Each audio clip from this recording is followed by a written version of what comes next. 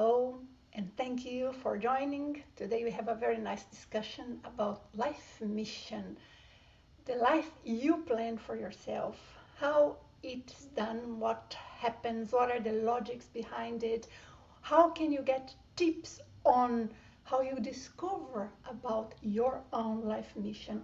And I have here to try and give you some basis, the explanations of the whys. Otherwise, it's just an affirmation that you cannot use in your everyday life if you do not understand the logics behind it.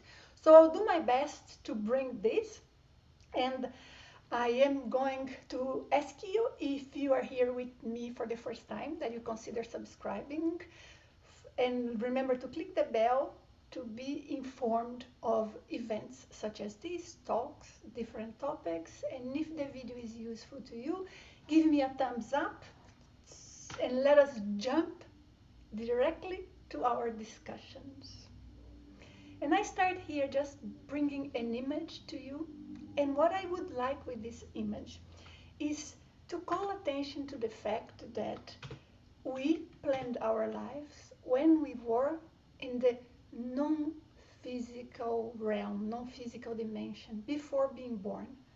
Whenever we talk about a life plan, or life mission or life purpose, they are similar expression, not identical, and I'm going to explain the difference and what is involved there. But whenever we do that, we are in a condition that we are overseeing or looking ahead, thinking of the life we are about to start. And in this case, what is it that is the ideal for us to do? What is the best strategy? And amongst all of the things that we have to do, what is the number one, the priority, the one that is ideal that I do now in this lifetime? And why is that? And what are the consequences? What are the factors that may be involved into creating a plan that is more possible to be completed, or a plan that not necessarily tackle the right points we have to deal with? So in terms of this is how we have to think of our life plan, because everything started before we were born, before we just got all of these ideas, and the condition that we had there is key. That's what I'm trying to say. And then let us bring here a definition kind of what is life plan. What is it that I'm trying to address here? Life plan is the strategic plan established by spirits, by ourselves, who are lucid prior to being born.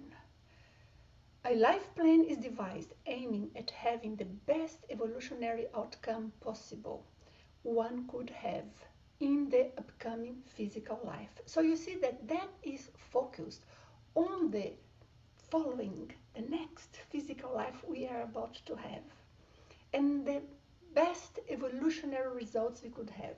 So let's think here of what would be the best evolutionary results. I'm still struggling a little bit here with my keys. Give me a moment, that sometimes I have to look down, and I planned in a way that I could be looking here at the screen, but that's not so easy. It's not happening as I wanted to. But then let me bring that into smaller pieces. And actually I want to call your attention for a few things here. One key word here is strategic. It's not any plan. It's a plan that devises a strategy to reach a point. What is the point? That is what is going to be different from each of us, and I am going to try to give you some basis for you to figure out about your own case. But by spirits, by non-physical consciousness, of course, we are in between lives. So we do that prior to being born. It has to be, because the whole context of our lives will be different depending on what the strategy is, on what we have to complete, what we need to fulfill to achieve certain steps.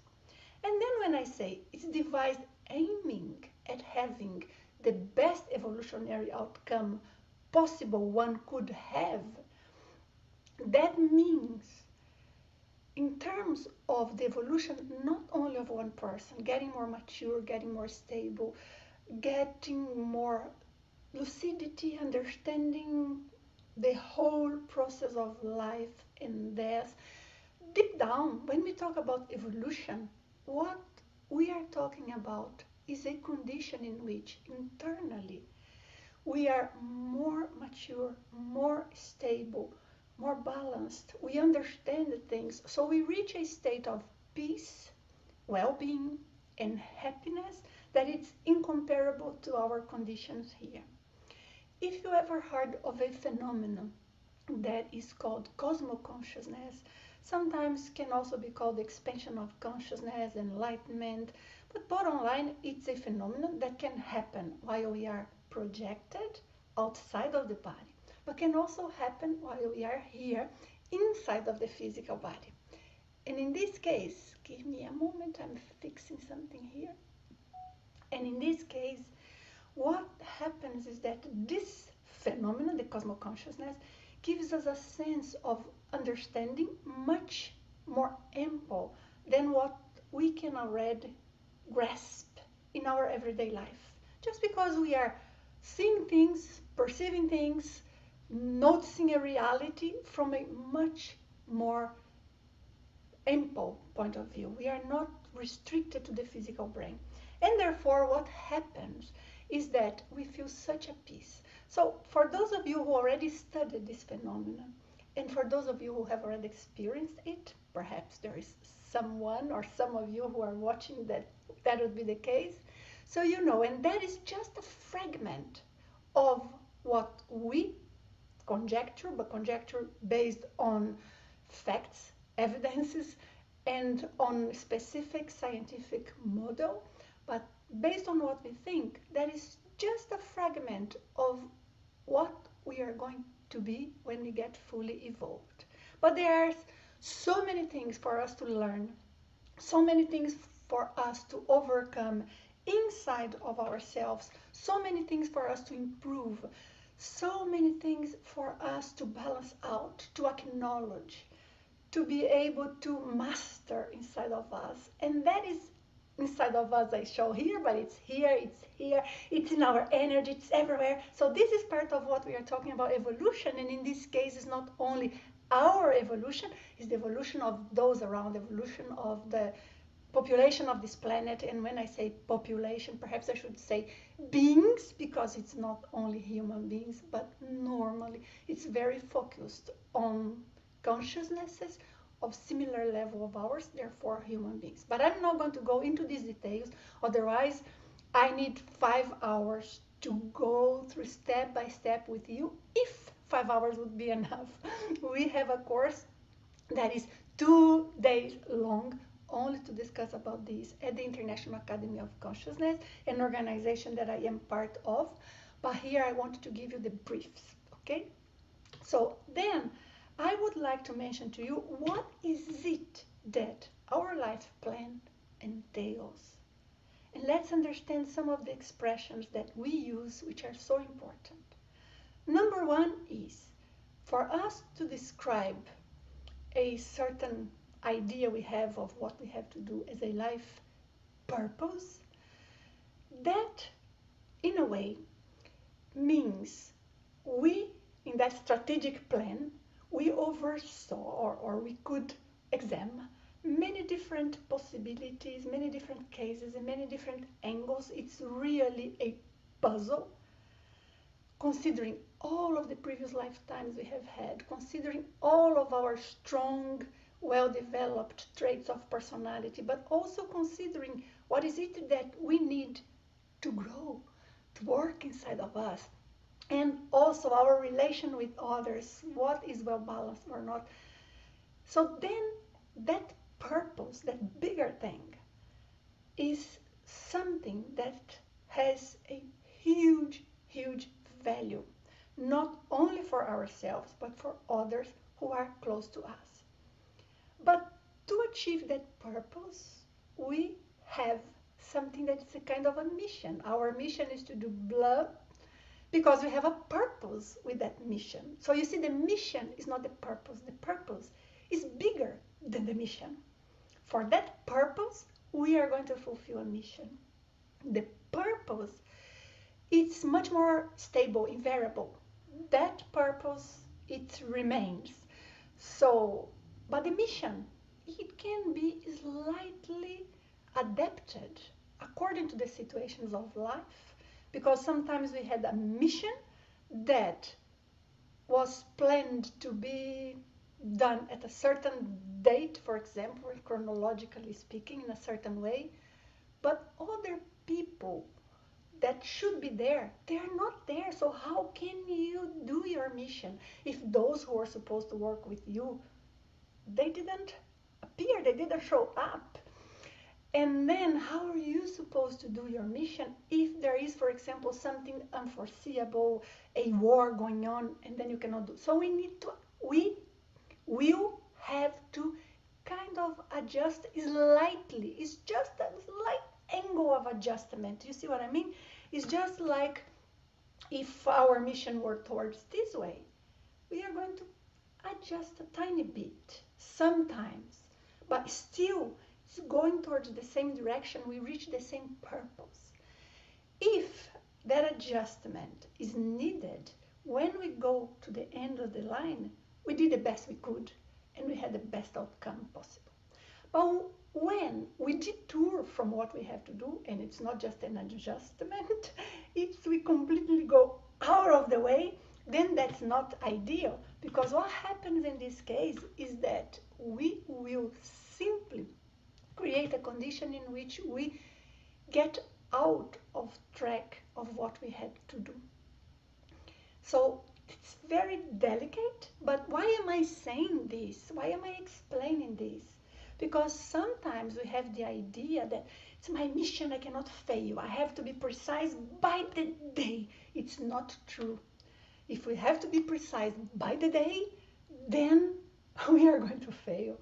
Because sometimes we are not in the best of our conditions because we don't remember details, because situations around change. But we have to be precise with the purpose, with the principles, with the values that made us plan that specific task. And then I come here with another aspect, that is the tasks that are entailed in our life plan. Because that is more like an outline. Of course, if I have a mission, if I have a purpose, I have tasks. There are things that I'll have to do. But these tasks, they are much more flexible because we have to be, evolutionarily speaking, smart. Some things can be done quicker than we estimated. Others are more challenging than we estimated. So these tasks, they can be adapted, and we will have to adapt. So there is no reason for us to be strict, no reason for us to be concerned. There's something I have to do if I'm not doing. No, we need to calm down and understand the whys, the logics behind this plan of action, or the life plan that we just proposed to ourselves.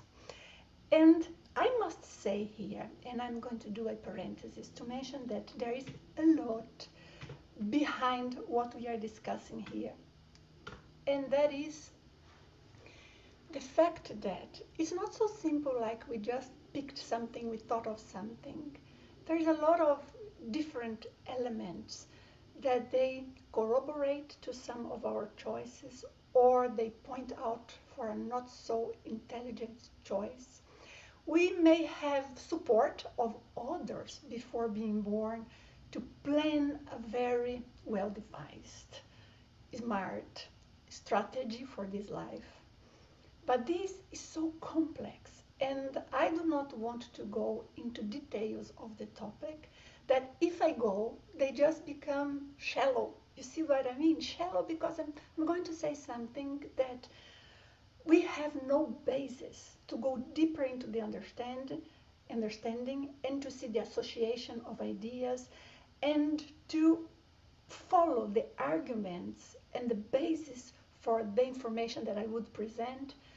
So I'd rather go to the points that are more objective, closer to our condition now, and that we can make use immediately. But the reason why I'm saying this is to say there is much, much, much more involved into this topic.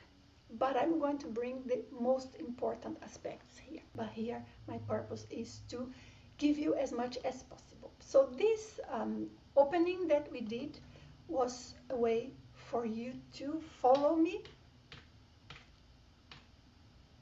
with what we have so far in terms of the ideas that we are going to work with. And I'm going to go through this with you.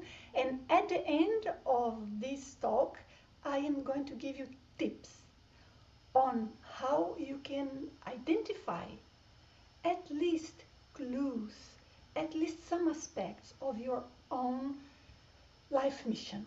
Okay? So hang in there with me, but I need to explain a few things before we get to this point.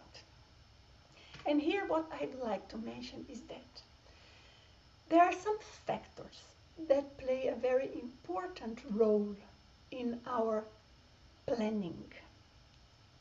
And one of them is our or your personal growth. And why is that? What do we mean by that?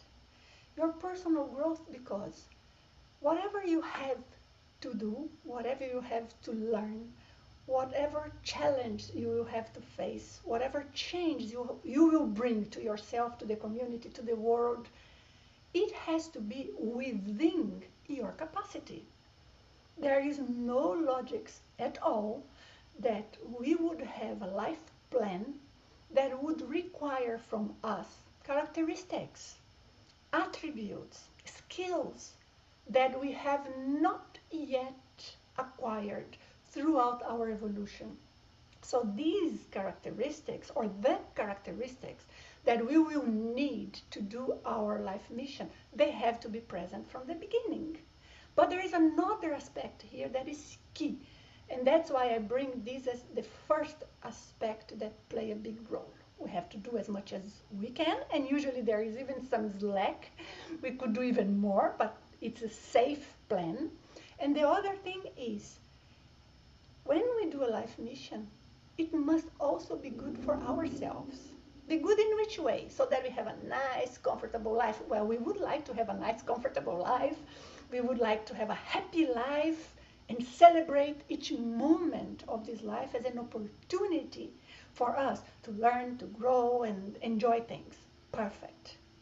But this is also an opportunity for us to gain new types of knowledge, maturity, mastery of our mind. It's not a very appropriate idea, but mastery of our capacity to think, to be rational, lucidity, all of that. But also, we have to see what is it that we need and can develop in terms of our emotional balance, for example. It could be very well the case that throughout the past 7 lifetimes, you would have, for example, hindered the quality of your mission, or not being able to complete your mission because of one characteristic of yours. I'm going to create anything as an example. Okay, say impatience.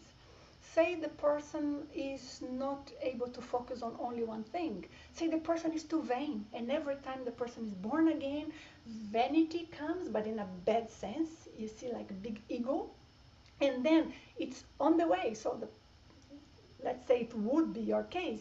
So you would not have completed your life plan because there are characteristics of yours that get on the way once you are here in the physical body, because you forget the plan and your self, your characteristics come to the surface. And that may help or not the plan. So you could, for example, in a certain moment, devise a type of strategy for your future life in which you would have, and I will repeat, you would have to work on that trait that for the past lifetimes have been becoming an obstacle for you to complete what you have to complete.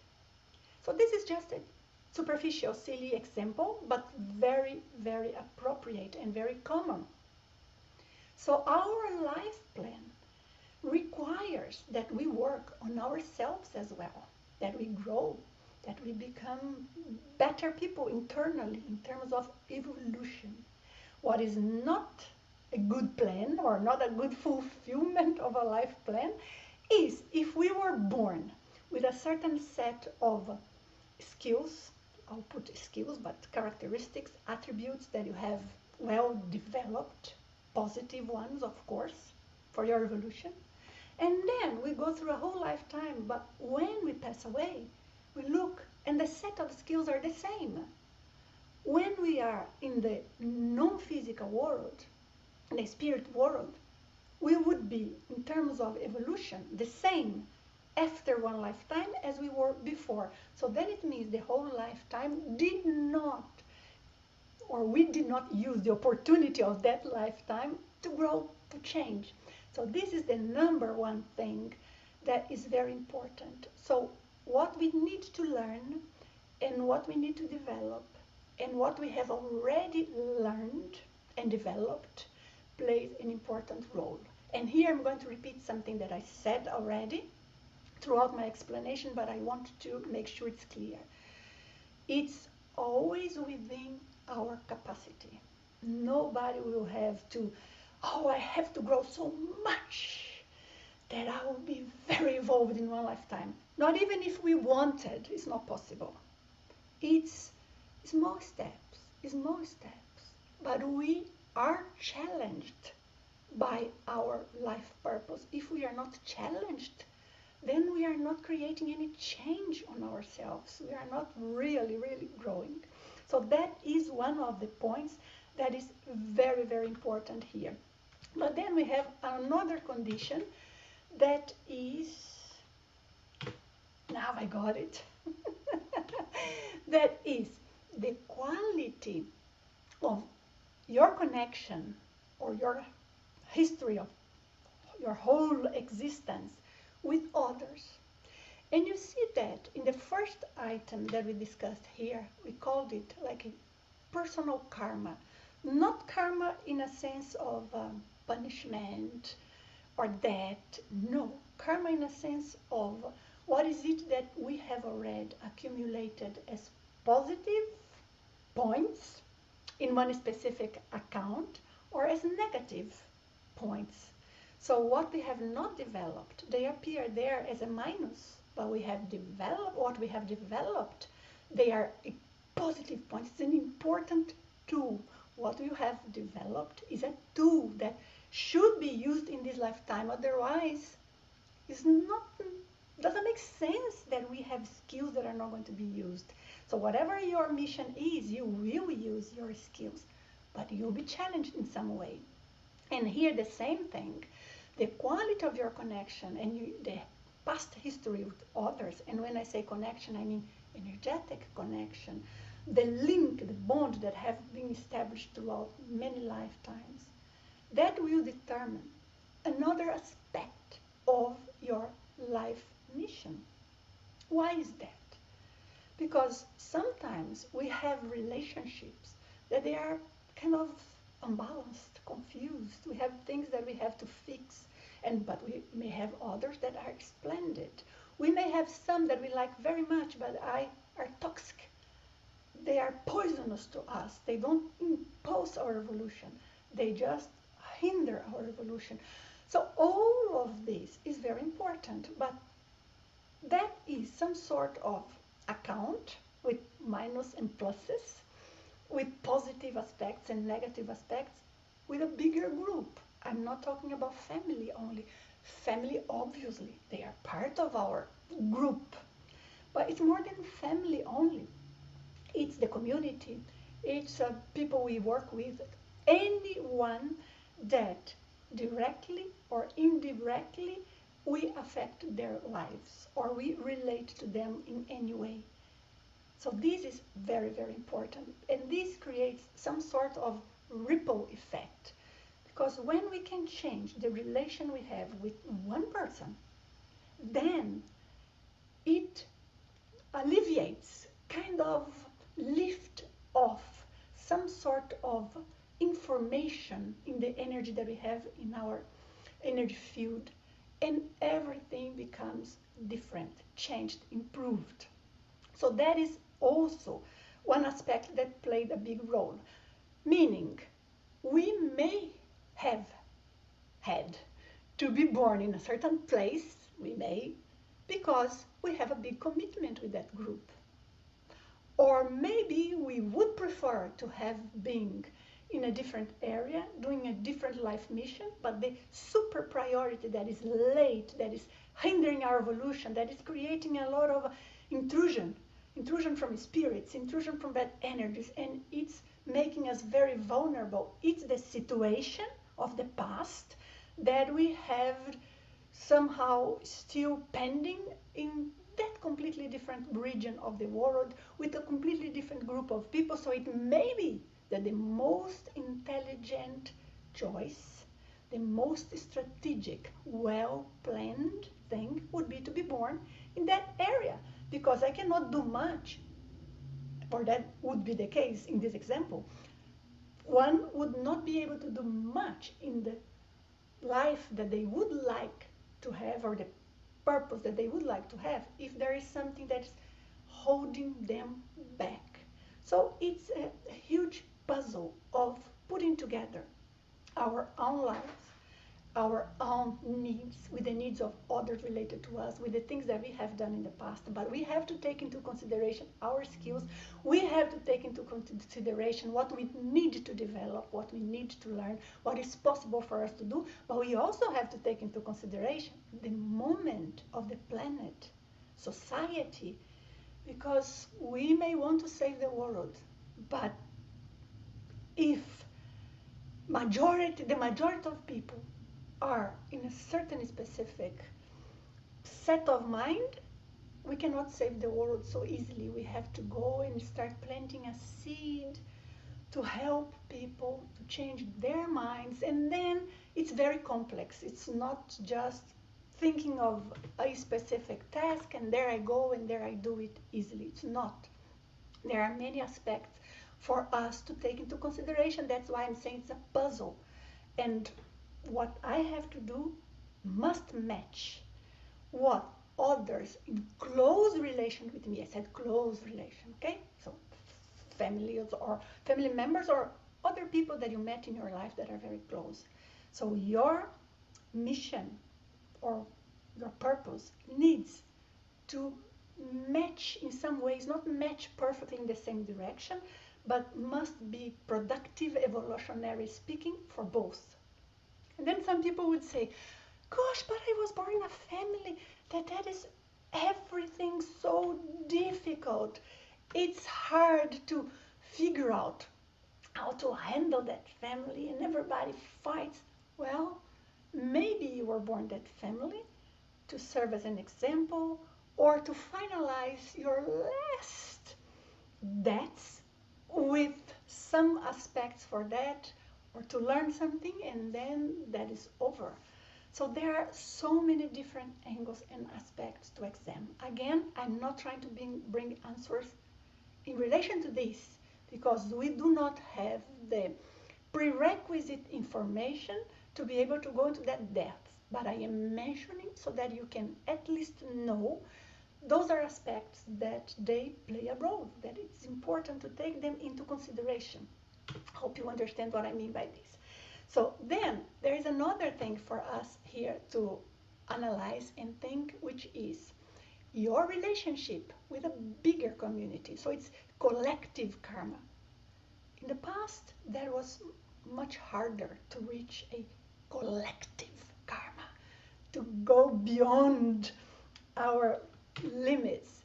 But nowadays, no, it's so much easier. Because of what? Because of internet. But then internet, I mean the communications, means of communications that, In the past, you would get a letter and ask someone who would ride a horse to deliver your letter after a month.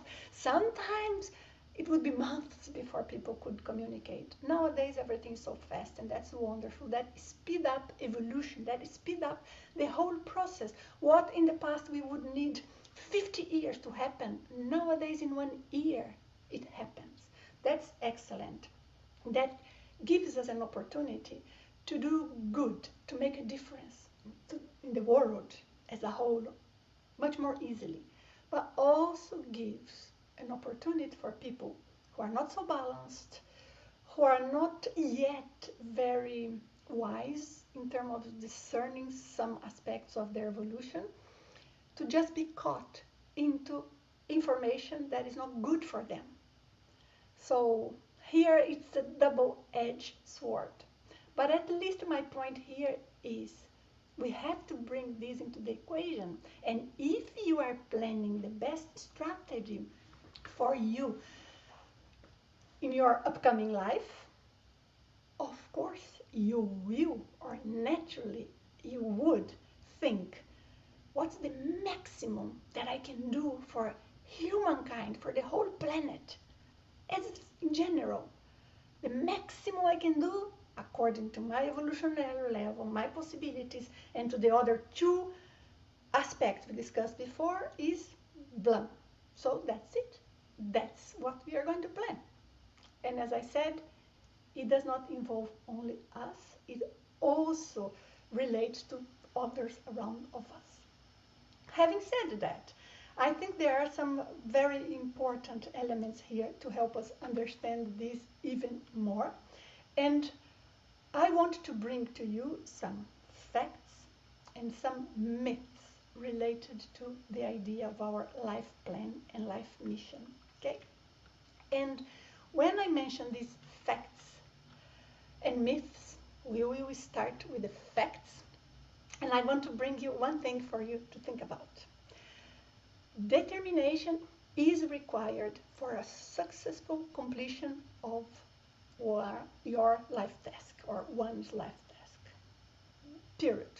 It's not going to be something that just falls from the sky. We are blessed, we had a gift, and everything just completed by itself. Determination, that is needed.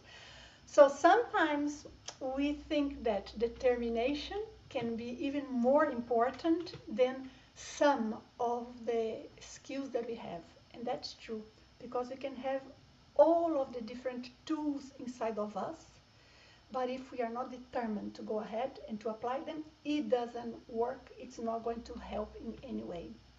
But then we have also here a condition in which feeling of emptiness, maybe, I'm not saying is, please, I'm saying maybe a sign that we have something to fulfill that we are not doing, especially when it's persistent or unfounded. Because of course, if we lost someone we love, we will have a feeling of emptiness. But that is natural, isn't it? Because we are missing the person, but it's for a period.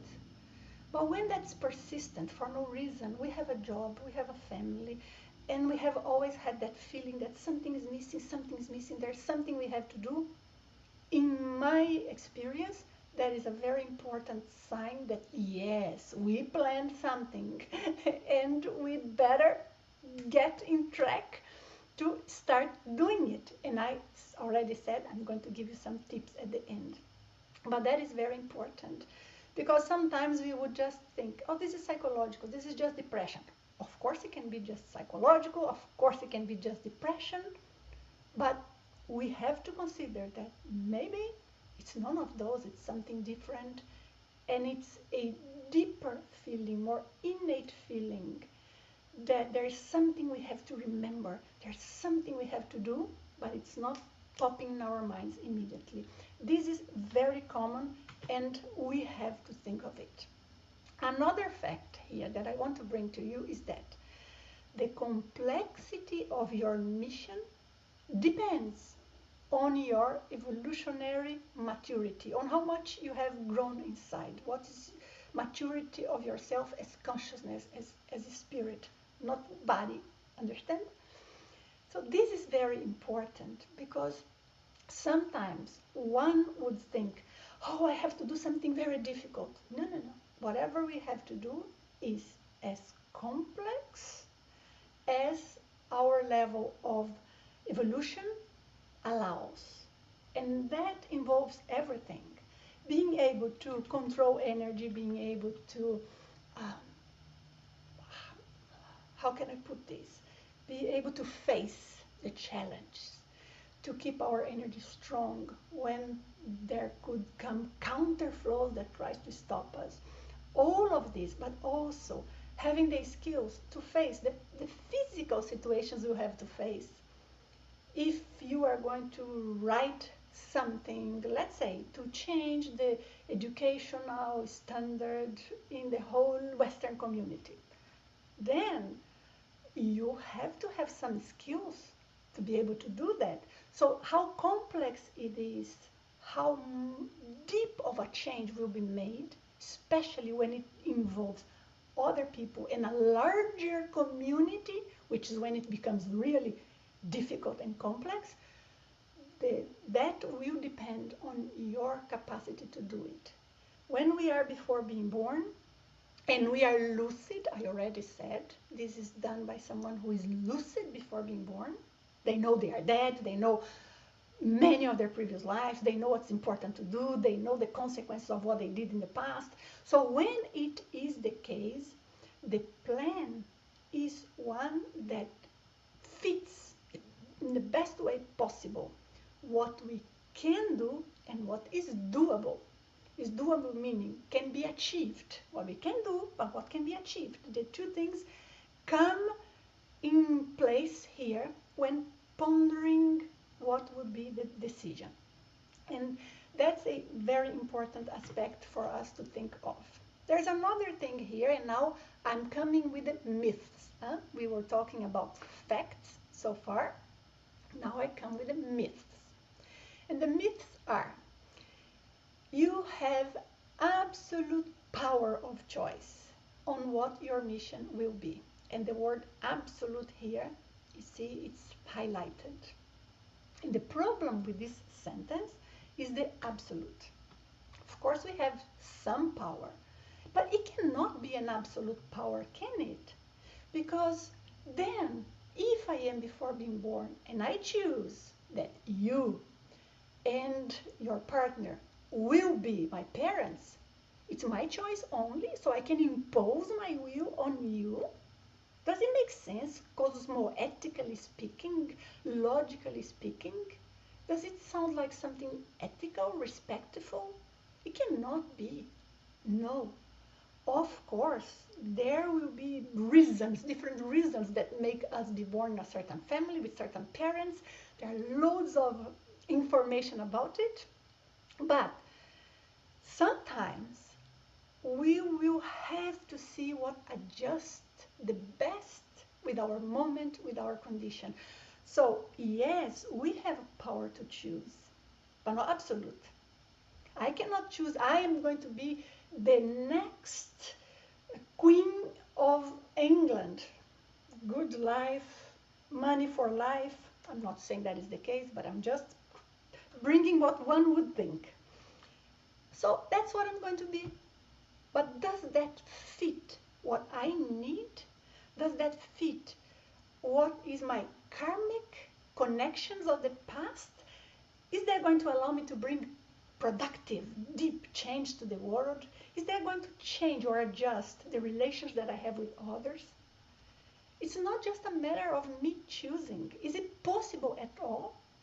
Because when we are born in a certain family, especially if we think we are born of a certain parents, mother, especially but father as well, we have to have some energetic bond. Otherwise, it's very, very difficult for the pregnancy or the conception to happen. Because when, and I'm not going to go into details of this, but just to give you ideas, because when one would be starting to get closer to the point of being born, and one is lucid, right?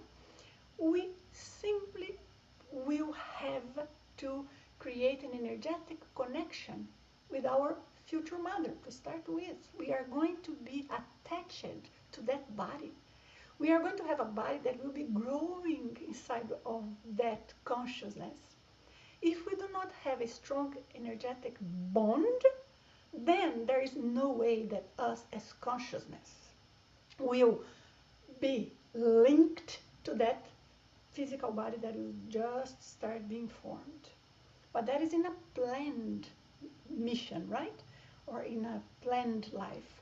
So we see what is the best possibility. I need to accomplish things here. I can help this family. They can help me. We have things to adjust of the past, or we have a great relationship from the past, whatever it is. So that's that puzzle. Plus, do I have enough energetic bond to go there? Do they want? Would they be open to that energetic bond? Because we can help people in different ways. It doesn't have to be necessarily being parents. Being parents, we can help those that we receive, but we can also harm. So there are different ways of contributing. But of course, being parents is a wonderful way, right? We are so close. But what I'm saying is that just to start with, it's not just a matter of the mission we have to do, what we have to accomplish. It's also a matter of how much possible is it for me to get into the body that is going to come. How much of a connection exists. So having said that, we will see here that the image that I brought is one, right? Suppose this one here is before being born, choosing what would be the life of everyone else, but just choosing out of the blue, just based on whatever they want to. No, if it's a choosing, if it's a plan, it has to be a plan that works as well as possible for the majority of the people. You see, it's not perfect, but as well as possible, within possibilities. So that makes the plan complex. Complex to be devised, also complex to be performed, but very logical. Does it sound logical to you? I think it's extremely logical, because it's a context of many lives, many people, many realities, many energy pockets, many energetic fields, many different types of relationships, and all of that is present right now in our lives. So it has to be compatible with what we have to do. So let us think of other aspects here that could be myths related to our life plan, which is everybody planned their life before being born. And that's not a fact, that's a myth. Why is it a myth if we are talking about planning our lives? Because it's very complex, and all of the complexity that it involves requires a lot of lucidity and maturity in order to devise a plan. So if I am in between lives, but I am not very lucid, I am not very aware of what my skills are, what my possibilities are, if I am not having at least some idea of what is it that I have already accomplished in previous lives, and the challenge that I face in my lives, could any of them be a result of some of my previous lives? And then how am I going to handle that? What are the opportunities that I will create for me to handle that, to be in contact with that and be able to change that? So all of this big puzzle can only be worked on if the person is conscious, is lucid, know what's going on. That is why comes in place this idea that I am bringing here to you as a myth. Everybody in the highlighted word there is everybody planned their lives before being born. Not true. Those who were lucid before being born, and that is just effect. Some are not. Some are very much lucid. Some are just okay lucid. We were probably the okay lucid in different degrees. But the planning for a life means we were lucid enough, we had condition enough to devise detailed plan. But someone who were not lucid or could not have this condition simply because that someone was not lucid enough. I mean, there's no punishment here. It's absolute balanced situation. It's self-generated by what we think of ourselves, by what type of energy is, by what our relation with others are. It's absolutely natural. But when that is the condition, that one person is not lucid enough, does that mean what? They are not going to be born? They are not going to evolve? Of course they will. And that is the condition, let me say, of the great majority of people on this planet. But then, what are the connections that make someone be born in a specific condition?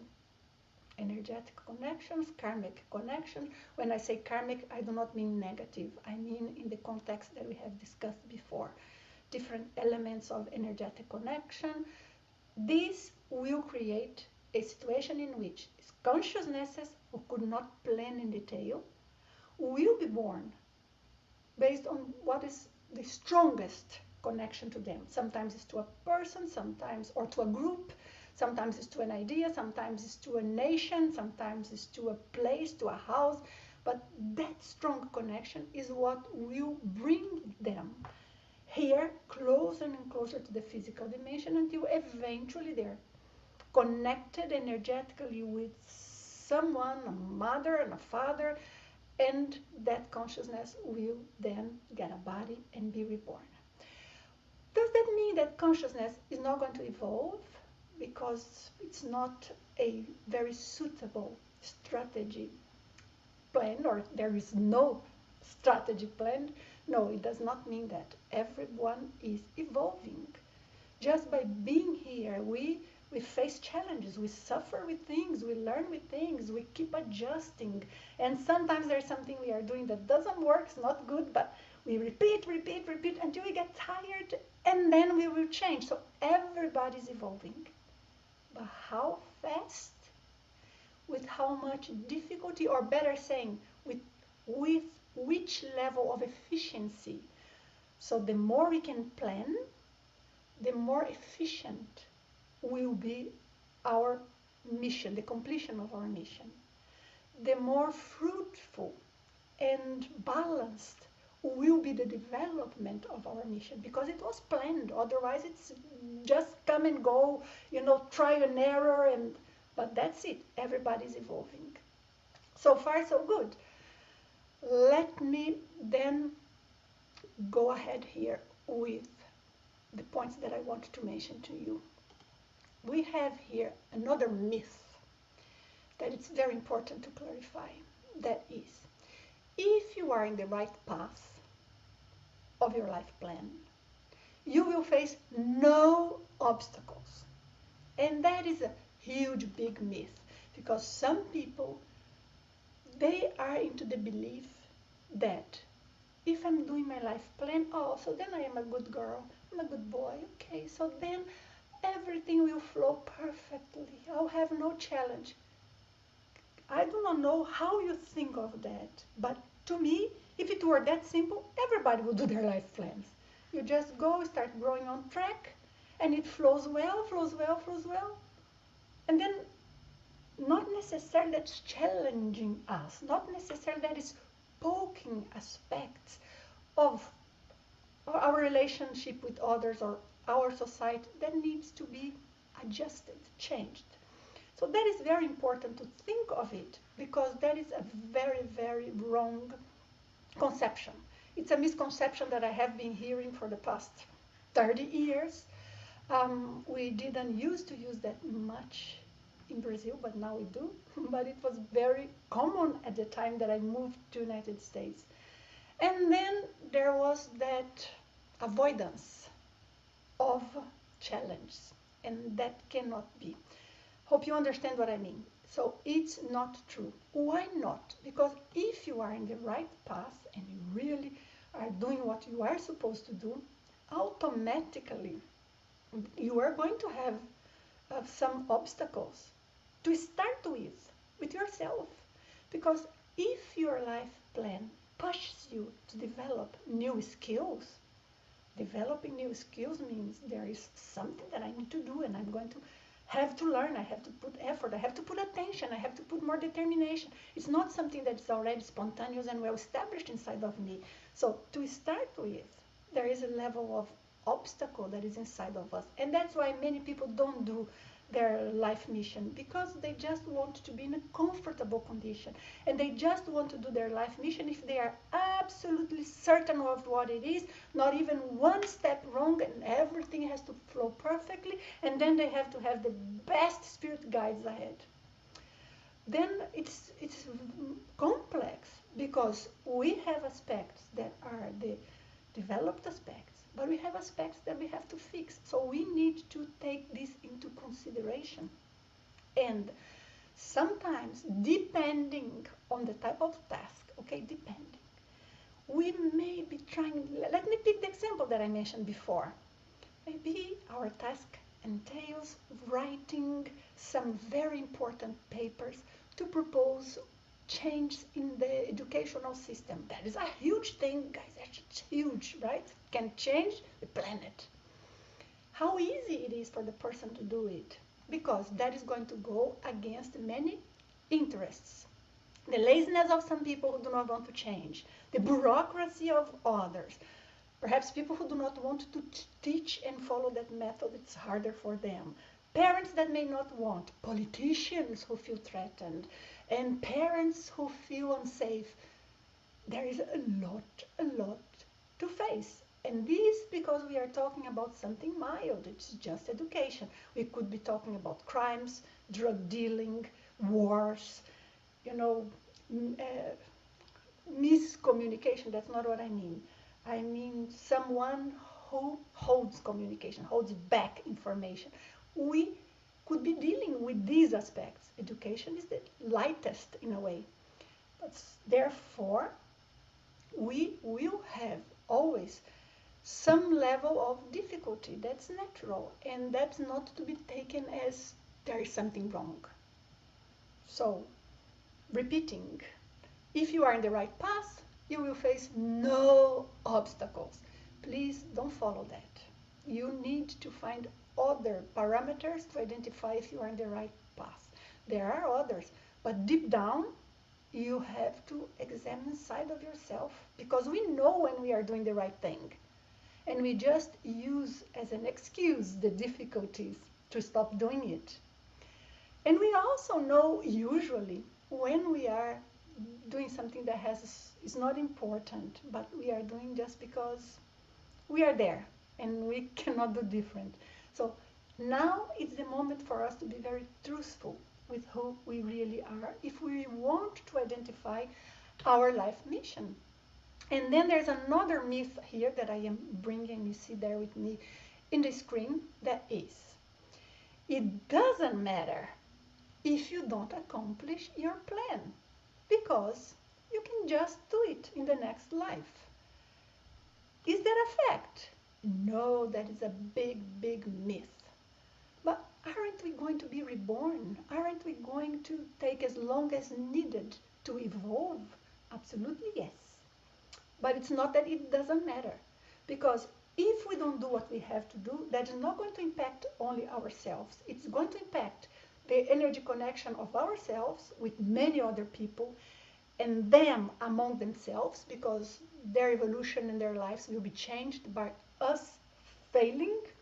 And also, we are going to have a condition in which we are going to be kind of at a certain point in evolution, not having moved on. Doesn't mean we are bad, just aspects. Perhaps we are, but doesn't mean necessarily we are bad. Just that some aspects that we had to work on, we didn't. But others that we love, that we had a relation with, they may be just going ahead. So next lifetime, we do not have the exact same conditions. Because of what I said, it's a big puzzle. So that big puzzle is not so easy for us to bring all the pieces together. And sometimes so much time passed that some pieces, they are obsolete there. They are no longer important for us to take into consideration because evolution is done, things already changed. But what is very critical here is to remember this. It's not that it doesn't matter, we can just do next lifetime. It's not. And having said that, let's think of some of the outcomes that we would have once we are aware of our life mission. Shall we? Because here there are some interesting aspects for us to discuss. Number one, how can this influence in our life here in the physical body? Well, to start with, if we are more lucid, it doesn't mean knowing details, huh? Nobody knows the details, we don't know. But if we are lucid, that we are going to the right direction, that we are into the path that we have established for ourselves, the path meaning the purpose, the mission, performing some of the tasks that we had to perform, completing some of the things, it gives us a sense of purpose in life. Still, perhaps we have to work in our everyday life. We have to have, as I would say, a day job, something that we are going to be working all the time with that. Nonetheless, it is possible that we may have a condition in which we feel, okay, it's hard, it's tough, but I know what I want to achieve. So sense of purpose is very important, even for our well-being in general. But what if we think in terms of our afterlife? Our afterlife meaning what we are going to feel, how we are going to be after we die. And that's a very important thing for us to ponder here. Because what we do, if we plan before being born, something that we would like to accomplish for our own sake, our evolution of others, for balancing some of the energetic connections, changing some of perhaps framework or energy frame that we have in our society, in our planet, in our environment, then if we accomplish it, we are going to feel how after we pass away? Well, peace of mind. Peace of mind. I had a job to do, I did. How do we feel when we complete something like an exam at school or some big thing we have to do and it's done? So we feel peace of mind. But maybe the peace of mind is not 100%, right? Can be 70%. We failed in some things. We were lazy in others. It was impossible to complete others. It's 70%. Some people it's zero. They did nothing. It's very hard someone who does nothing. But some people it's 10%. And that's not uncommon, that's very common, 10, 15%. They get distracted, they put other priorities, and when they start thinking of what is it that I want to do and I have to do, it's already very late in their lives. Sometimes there is no longer time to do everything, but if there is time to do 10%, 20, that's absolutely worth it. But sometimes we may have a condition in which what we face is self-reproach after we pass through our death. Self-reproach meaning we are not happy, we feel embarrassed, we feel ashamed, we may regret some of the things we did, we feel we could and should have done differently. Does not mean anybody's judging us, but we judge us. We knew why something was planned in that way. We knew all of the different conditions, and I'm sure we will remember some opportunities we had in life that maybe we used well, maybe we didn't. So, but also there is a degree. Some people, they feel very, very, very bad, and that's hard when someone feels like 90% self-reproach, like I failed. That is a not nice feeling, and one that one may face after passing away, and that should be one of our most important considerations in this life. It's like thinking of the future, but not thinking of 5 years from now, 10 years from now, but thinking of our future period between lives, which is going to affect our future life, right? So everything is a continuum. And we explain very well about the logics behind, and we give a lot of framework for us to go much deeper and with much more details about this in the consciousness development program. And I mentioned because some of you may be thinking, I want more, I want to get into other aspects. And then there is an opportunity. But having covered that, let's see here what else we can work with.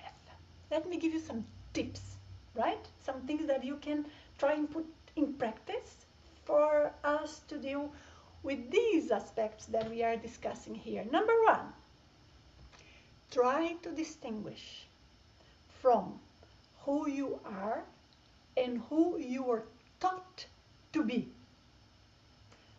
And I put here the funneling of lucidity. But what do I mean by that? You know, in our society, sometimes we simply have some aspects put on us, like some demands, some expectations. We are somehow knowing or involved with some ideas that they are, what is it that we have to be successful, to be happy, to be accepted?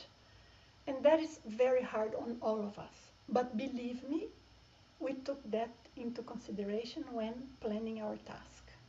We were lucid, and we are not stupid. We know human beings. We know the planet we are coming to.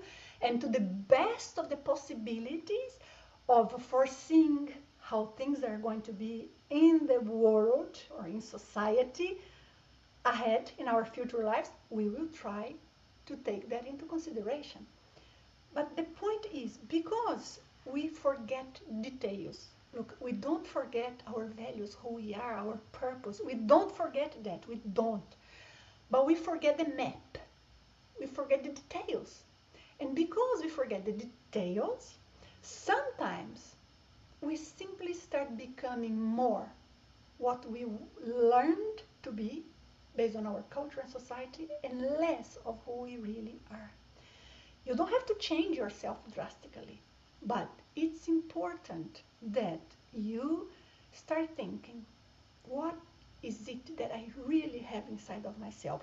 So that is a very important tip that ties well with this aspect here, that is, you have to identify, first of all, the area you are supposed to contribute to or to work on.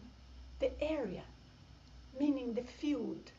Because if we cannot just grab the map, right, of what is it that we have to do, a complete map that we are going to be able to do and to know everything we have to do. We are not going to be able to have that. So like today is the 5th of November 2022, we are supposed to be doing this. And tomorrow I'm going to write some ideas of what I'm going to accomplish next year, and I'm going to accomplish by this day. It's not possible to have a life plan that is so rigidly established. But it is possible, and we should have an idea of what is the area. It's education.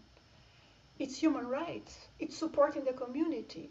It's helping people who are very close. It's teaching at a school. It's supporting kids.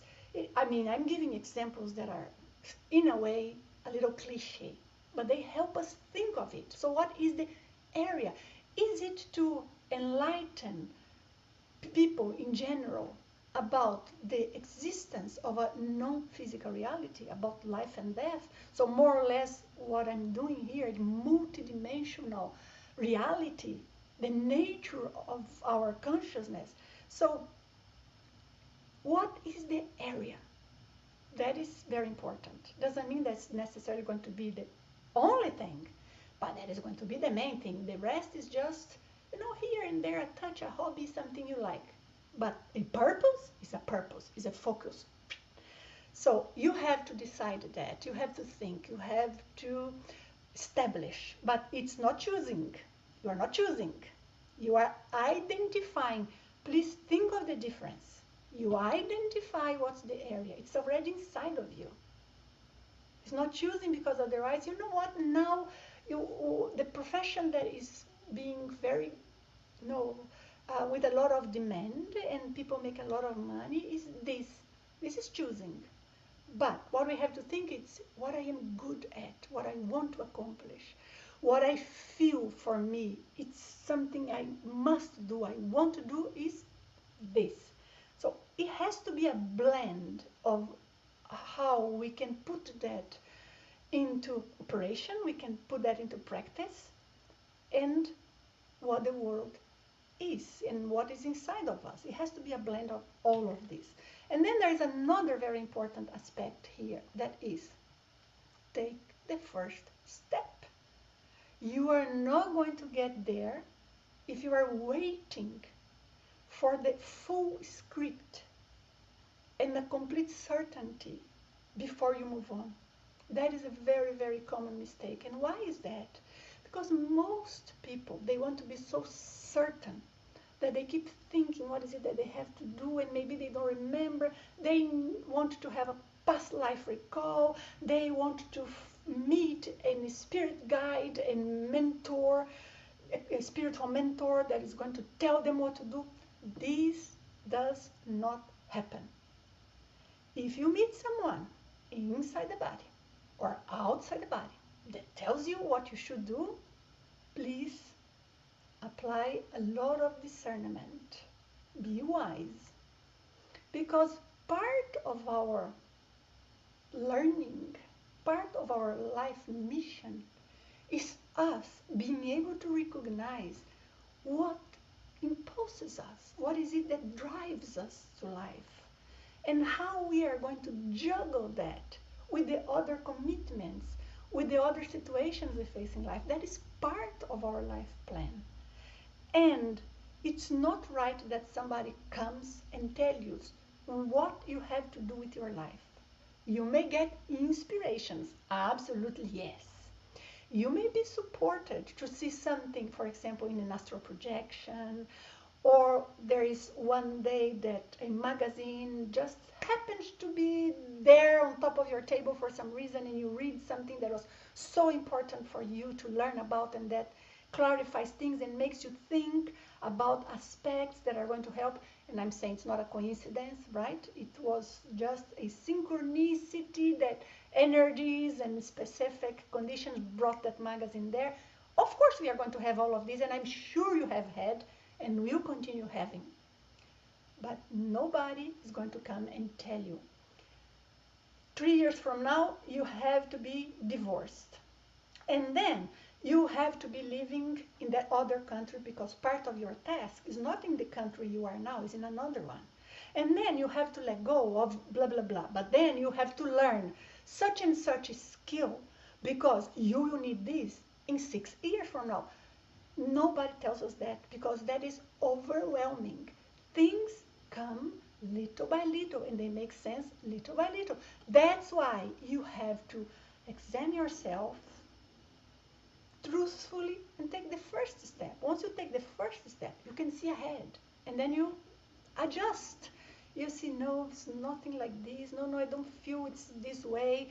This is not taking me to the direction that I want to contribute to. So you will be able to fine tune, but give the first step and then the second, and then challenge will appear because you will be touching in aspects of your personality that may also connect with some spirits around, with some situations of your past lives, but you will also be touching in some situations of relationships you have, close or farther, or maybe creating situations that will change the relation of the community with one another. So this will bring challenge. That is natural. It's expected. If there is zero challenge, then maybe you can do more. But if there is too much challenge, it's suffering. It's not suffering. Challenge is not suffering. I hope you can distinguish well the difference, because challenge is something that we see why we are going through. We have a purpose, and we are happy we are moving on, and we know we are progressing, we know we are learning, and we go through it with effort, with difficulty, but not unhappy. You see the difference? Not suffering. We are not happy with the difficulties, but we are not unhappy suffering. Those are different things. So you have to observe what's going on there. And after the first step, then it becomes much easier for us to see the next, the third, the second, the third. And it will be much easier for inspirations to come, situations to guide you. It's almost as if we are in the wrong direction, but we are moving.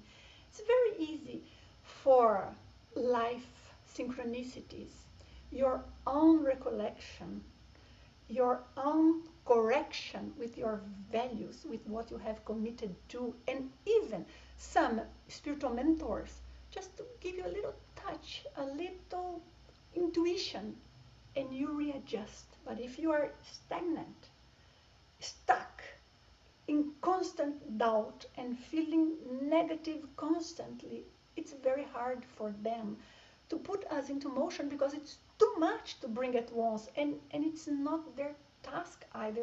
It's not something that would be normally done. So anything you feel that you are being pushed to do, look at the word I'm using, pushed to do, you don't have a choice. If you don't, you feel like somebody's attacking you. You feel you are being punished. That is not a mentor, and that is not how things work. Because if you don't do your life task, things will apparently continue the same. You will feel inside of yourself something is missing. You may feel you are not pleased with your life, but the world is not going to fall in your head. But sometimes, when you are doing your life task, it may appear as if things are coming against you. If you are working to stop, for example, sex trafficking, in some of the most difficult areas in the world with that, what are the types of challenges that you are going to face? Even death threats, dealing with awful people, having to go in horrible places, having to deal with corrupted policemen. Sorry. So then the challenges are big, but you know you have purpose. You are not being stubborn. Look at the difference. You are not being stubborn. There is purpose. I need to emphasize that, because sometimes people have difficulty in seeing what is it that is telling them this is the direction or not.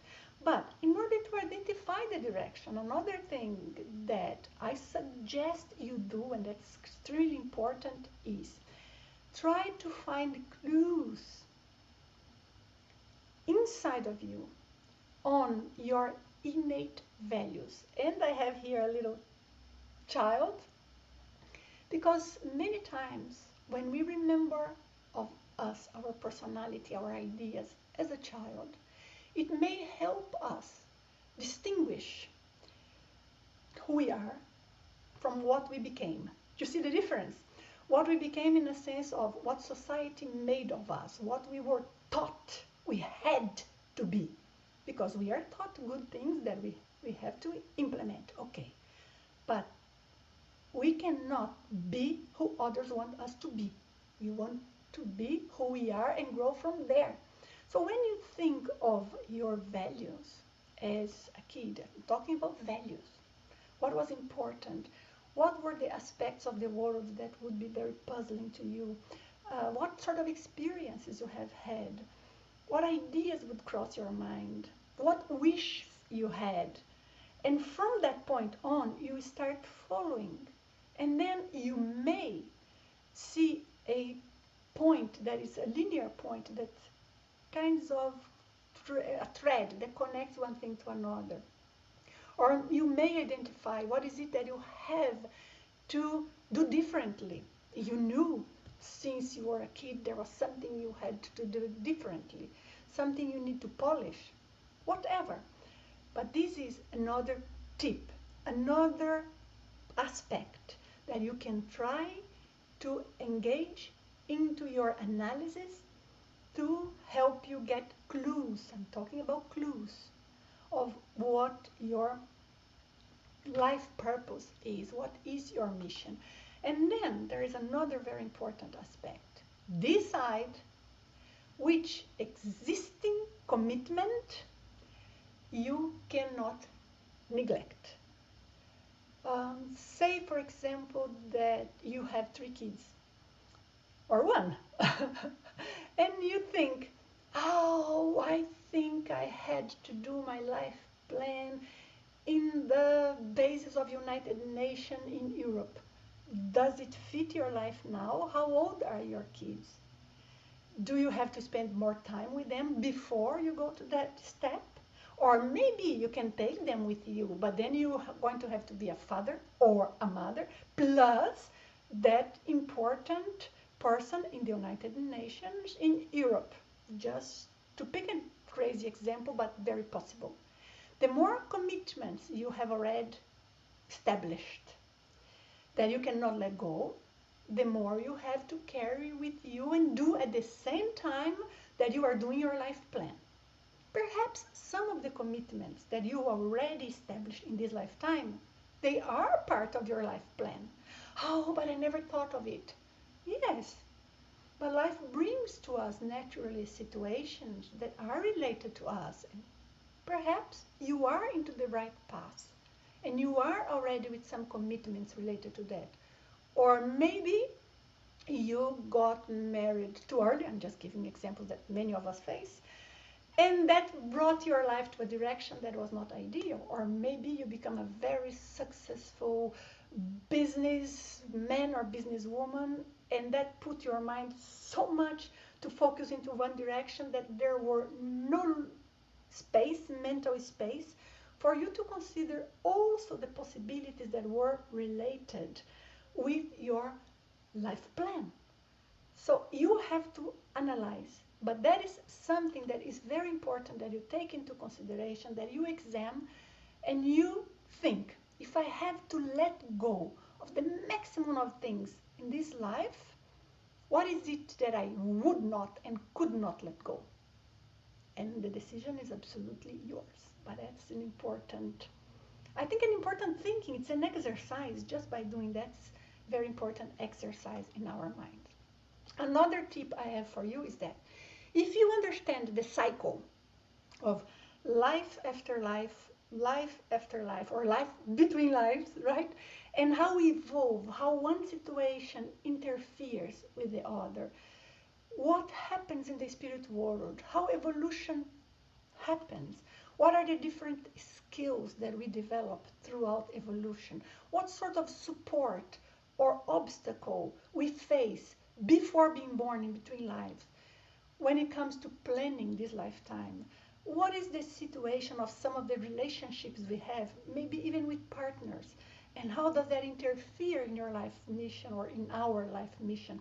So when we have a vision of all of that, it helps a lot, because it's no longer us trying to find a needle in a stack of hay, right?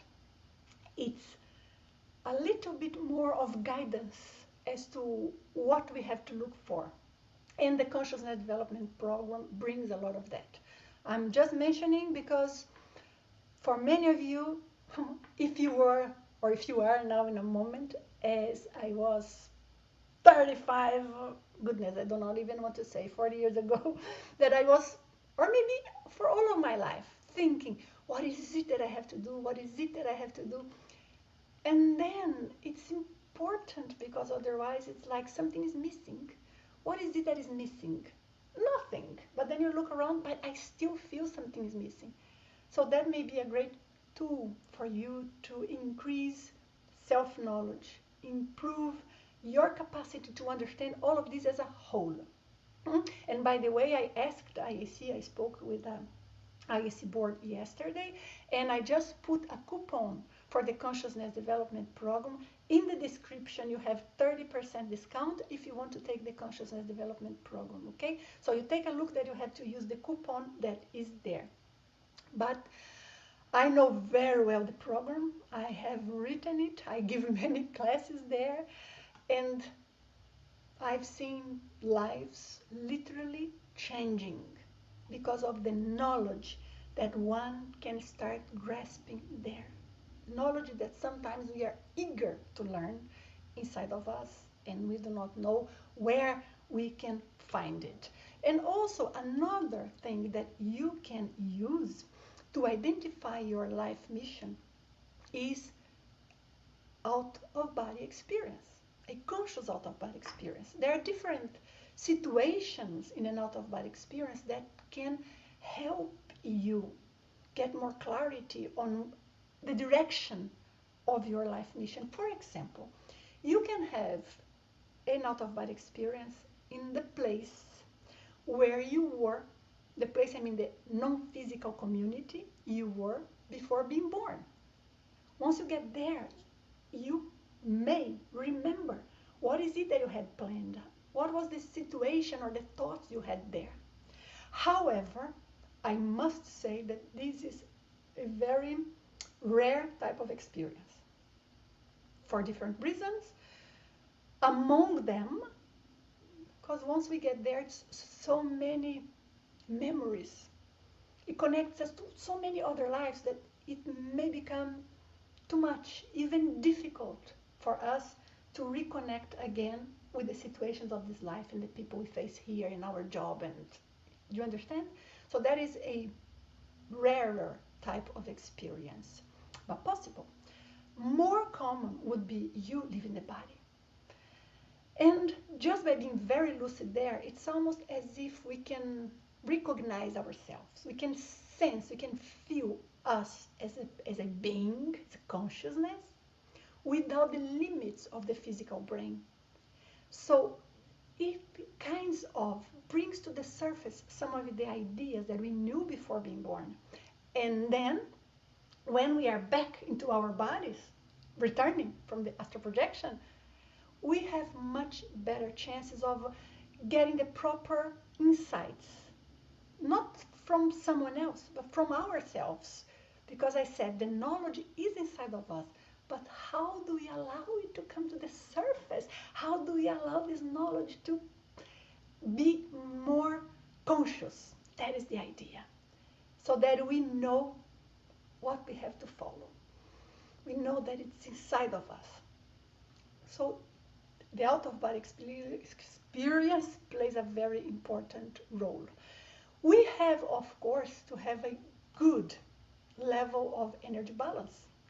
If we do not have a decent, but let me put it this way, at least a decent level of energy balance, that becomes much more difficult because interferences from other people's thoughts, reprimand, judgment from other people, what we are considered, we have to do, we are pushed to do, all of that, we are going to start picking this, and this confuses our mind.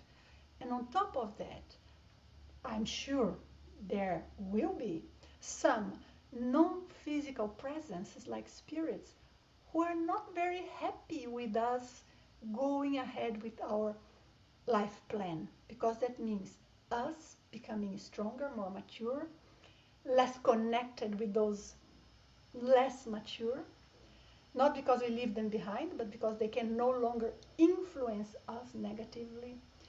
So that is a very important thing. And therefore, there will be situations that we may be in doubt. If we have a stronger energetic balance, we can manage to go through all of the challenges and organize our thoughts in a much, much better way. Do we have support, mentors helping us? Of course we do. Of course. But the mentors, they are more subtle. We have to have the capacity to connect with them. While some of the challenge will be, well, your colleague at the workplace creating troubles to you. That will be the obstacle. So it's very different in the way it hits us. That's why energy balance is important. For those who want the suggestion of a technique for you to do, I recommend the Velo technique. VELO.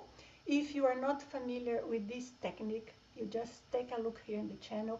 I have explanations, I teach you the technique, there are many things you can do, and I have a course that's called Velo 101 that you can take. You also have it in the description. I really recommend for our stability in all of the different aspects. I'm going to get your questions. I tried to do a big summary. I do not know how effective I was. I hope I could do well. Before I go to your questions, I would like to remind you that if this was useful, please give me a thumbs up. That makes difference for YouTube to spot this is a valuable content and show to others. Otherwise, it doesn't get anywhere. And if you decide it's good for you to subscribe to the channel, I appreciate. Remember to click the bell. Otherwise, you don't get notified when I publish videos or have discussions and mini courses like this. All right? It was a great pleasure having you here and going through this discussion that it's so important discussion. I'm going to go to your questions and I will answer as many of them as possible. I'm going to get one question per person and I only come for a second question after I went through the end. Is that okay with you? It's fair, right? I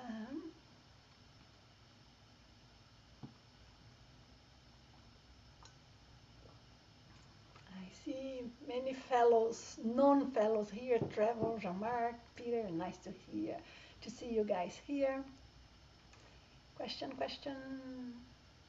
Hi Nelly, it's been so long I don't see you. I'm glad you are here with us.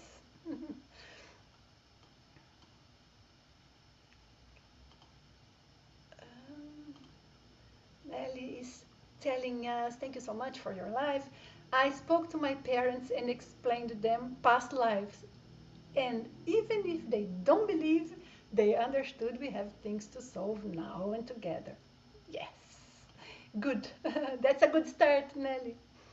Jean-Marc is mentioning here, if I understand well, it's possible that some persons don't have any plans during their lives. They are involved in other person's plan, which has a plan here. I think you meant other person's plan, right? No, Jean-Marc, it's not exactly as you interpreted. Yes, some people don't have a plan. This does not mean they don't have things to do, they don't have to learn, they don't have to face the challenge of life, and they are not going to evolve, because life itself and the challenge of life makes one evolve. But it's less effective, it takes a long time. Sometimes people repeat the same mistake over and over until they get it. But that is just because their level of lucidity was not enough before being born to establish a plan. So that is it. But they would come in a situation that is connected to their lives, to themselves, and they are not going to help others in their plans. But of course, since they exist, others around will deal with that person. Maybe that person is part of someone's plan, maybe not. I'm not sure I understood 100% your question, but just commenting to clarify that aspect. And Blackbird, you make it sound like only doing important 3D things is a mission for an old developed soul. I respectfully disagree. The way I see it, a mundane person who is not famous can be an old soul. So living a simple life and rescuing animals and not being a big movie star is not an important mission. This seems like what you are saying. No, you misinterpreted what I am saying, because I gave examples that are different from that. I said, even being a school, a teacher school, primary teacher school, that can be one absolute important life mission? What could be more important? So no, I didn't mean that. I just tried to bring examples that were easier to understand. And I don't think we are here not to do 3D things. I do not know what you mean by 3D things. We are in a physical world to use our opportunity to do things here in the physical world. So helping animals, oh, that's absolutely important. They are here and they need help. So it's not only human beings, I said, it's beings of this planet. It's the planet as a whole. It's the planet itself. So don't take my examples, take my explanation. But that's it. Sometimes there are people that they would consider that their most important thing to do is only outside the body, for example. And I'd say, if it's only outside the body, if you're only going to be useful when you are projected, then why a body? There has to be a combination of factors. A combination in which we live a normal life. Normal, I mean, we deal with the challenge of life. We have relationships, we have to. It's part of being human here in this world. And we live the challenge that other people live, but we can be balanced. We can have clear idea of how we can contribute, and we choose how. That's important, because otherwise just stay there in the non-physical world, right? But even if you wanted only to stay there, I don't think that would be possible. I'm looking for questions, okay? If you didn't write question, if you didn't wrote question, then I'm going to read and go through. I see some of you are just commenting. Okay, people are saying here to Blackbird, I just gave an example. Thank you for clarifying.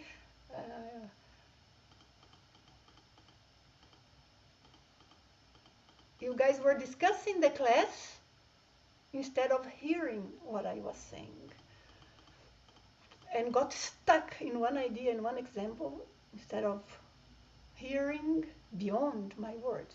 But that's okay. But thank you for those who tried to understand and clarify. And of course, we do not always agree. I'm not the owner of the truth, neither are any of you. So we are bringing ideas, and I bring those that I have learned and seen to the best of my capacity now. Now, another aspect here. JW, I've been thinking about my life mission a lot. When I have certain thoughts that resonate with these, I experience a pleasant tingling sensation at the top of my head. Could you explain?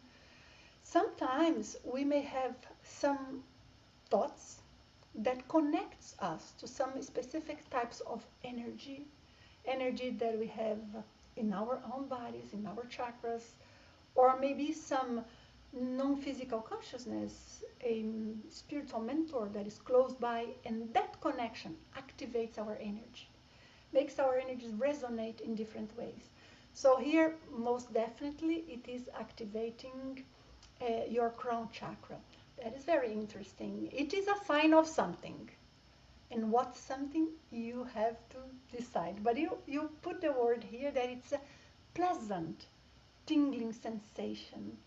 So maybe you are accessing some of the energy that is there inside of you, and by accessing that, you sense how it's affecting your whole energy system, and it's activating some of your chakras. Very nice, JW. Thank you for sharing that. And then I have Mohammed, and Mohammed says, question, do you have tips to separate mission from our human instincts? My example, I'm reading wrongly here your words. I lost so many times. I am looking for love. I find the right person. And it has finally wasted lifetime. Let me read again, okay? To make sure I understand well what you are saying, right? So you say how to separate the life mission from human instinct. Very difficult to separate. I'll go step by step. Very difficult because when we are here, we are inside a animal machine, right? Biological machine. It's a better way of saying it. And this biological machine comes with some instincts. So in a way, we are a transcendental being living inside a biological machine that comes with some things already programmed. And that's why part of the challenge that we have is to think beyond only the instincts. But it's not easy because they come, right? They are inside. And that is part of evolution. That is part of what we have to learn, part of what we have to do in this lifetime naturally. So that is absolutely the situation that all of us face, Mohammed, not only you. But then you bring an example that I want to make sure I'm reading correct. I lost so many times or so much time, right, in looking for love to find the right person that I have finally wasted a lifetime looking for love. Is that what you mean? Or a lot of time looking for love? Yes, but sometimes that is part of what we have to learn, isn't it? How to love ourselves as well. How to find the best inside of us so we can be alone. I say all of this, look, with a lot of understanding for how hard it is. It is super hard. Some of us, we have had experiences in past lives that made us more fragile,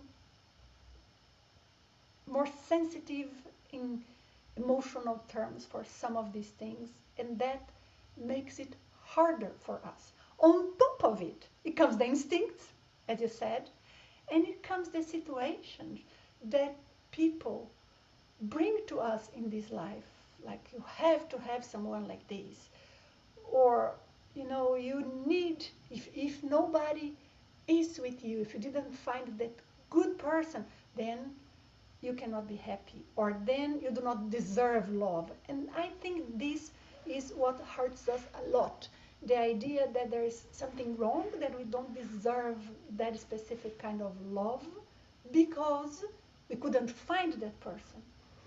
One idea interesting here just for us to think about is if we start thinking of, okay, I have a limited period of time here. What is it that I have to do, or what is it that I would like to contribute with? As I said before, the area. When we think of the area we have to contribute with, we are going to start adjusting our energy, putting a different type of information in our energy field. We will bring different synchronicities.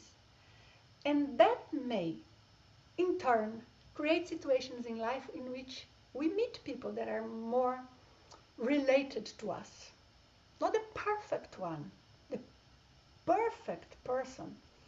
Well, it's very hard. It doesn't exist because we are different from one another. But we can find one that helps us to evolve in a nice way. Not treating us badly, not abusing, not disrespecting. But there will be challenges that they are productive challenges. We help each other, but we also learn with each other. We see what needs to be adjusted. And the adventure of being with that person helps us polish some of the aspects that we have inside of us in terms of what a relationship is and what is to be by ourselves or with someone else. If we think a little bit along these lines, we are going to see how it sometimes fits into our life mission. Not to be with anybody, or to be with someone, not perfect, but not abusive. It's a big point here, but that can help us develop certain aspects. Think of this, Mohammed. See if that gives you any ideas. And there's always time for something, even if it is for you to start pondering about what could make me find this so important. Could it be that I was born with this? It came from another life? And what is it that I can learn from this? How can I change this? Because you do not want to go to a next life with the same type of feeling, right? So that here is very important. Oops. And then I have a question from Carlos. My life has no drastic ups and downs. There is a balance in all that happens to me. Dreams I had weren't even close to come true. I feel like I'm here just to observe. Would it be possible? But I doubt it. You know why, Carlos? Wouldn't that be a waste? You had to go through the process of incarnation, and it's a lot of effort, from biological effort and from the consciousness, and we come here, somehow we have a funneling of our awareness, because before being born we were lucid, and I don't think anybody going into this discussion with a deep understanding would be completely unconscious before being born. I don't think it makes sense. Some degree of lucidity we had. So then think of it. We were lucid, we come to this lifetime, we go through the childhood situations, nice, but still we have to learn things, we have to deal with things, we have to go to school, and at some point there are so many things that we have already learned in previous lives, and so many things that we can learn, but even if we think only of what we have already learned, would it make sense that I only observe and I don't put that into practice? But perhaps, Carlos, you are already doing some of the things you had to do. Maybe that's why you feel like this. Your life is balanced with a lot of fulfilling sensation behind it. You feel fulfilled, or it's balanced but like a routine. Because I think this makes a big difference here. And what I would say is, think of what is it that I know how to do? What is it that I am good at? And whatever happens, I will make sure I find ways to put all of those traits of mine to be used, to become useful for others, or for myself, or for whatever.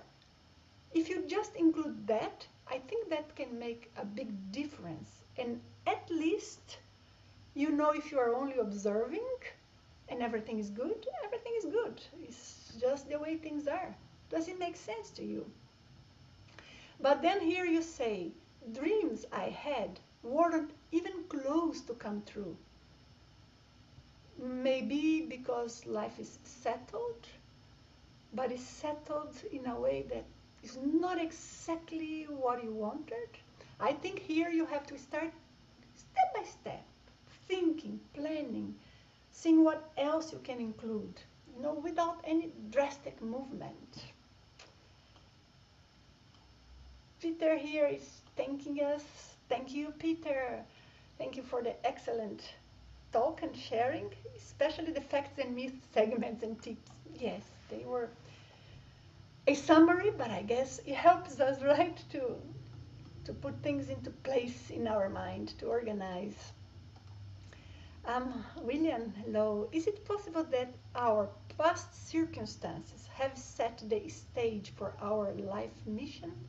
You mean past circumstances of this lifetime or of previous lifetimes?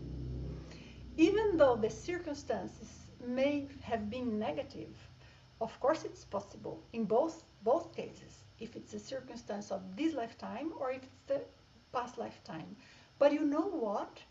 Not necessarily set the stage in a negative way, because there are so many terribly horrible circumstances we go through that they give us the strength to do our life mission. Let me give you examples.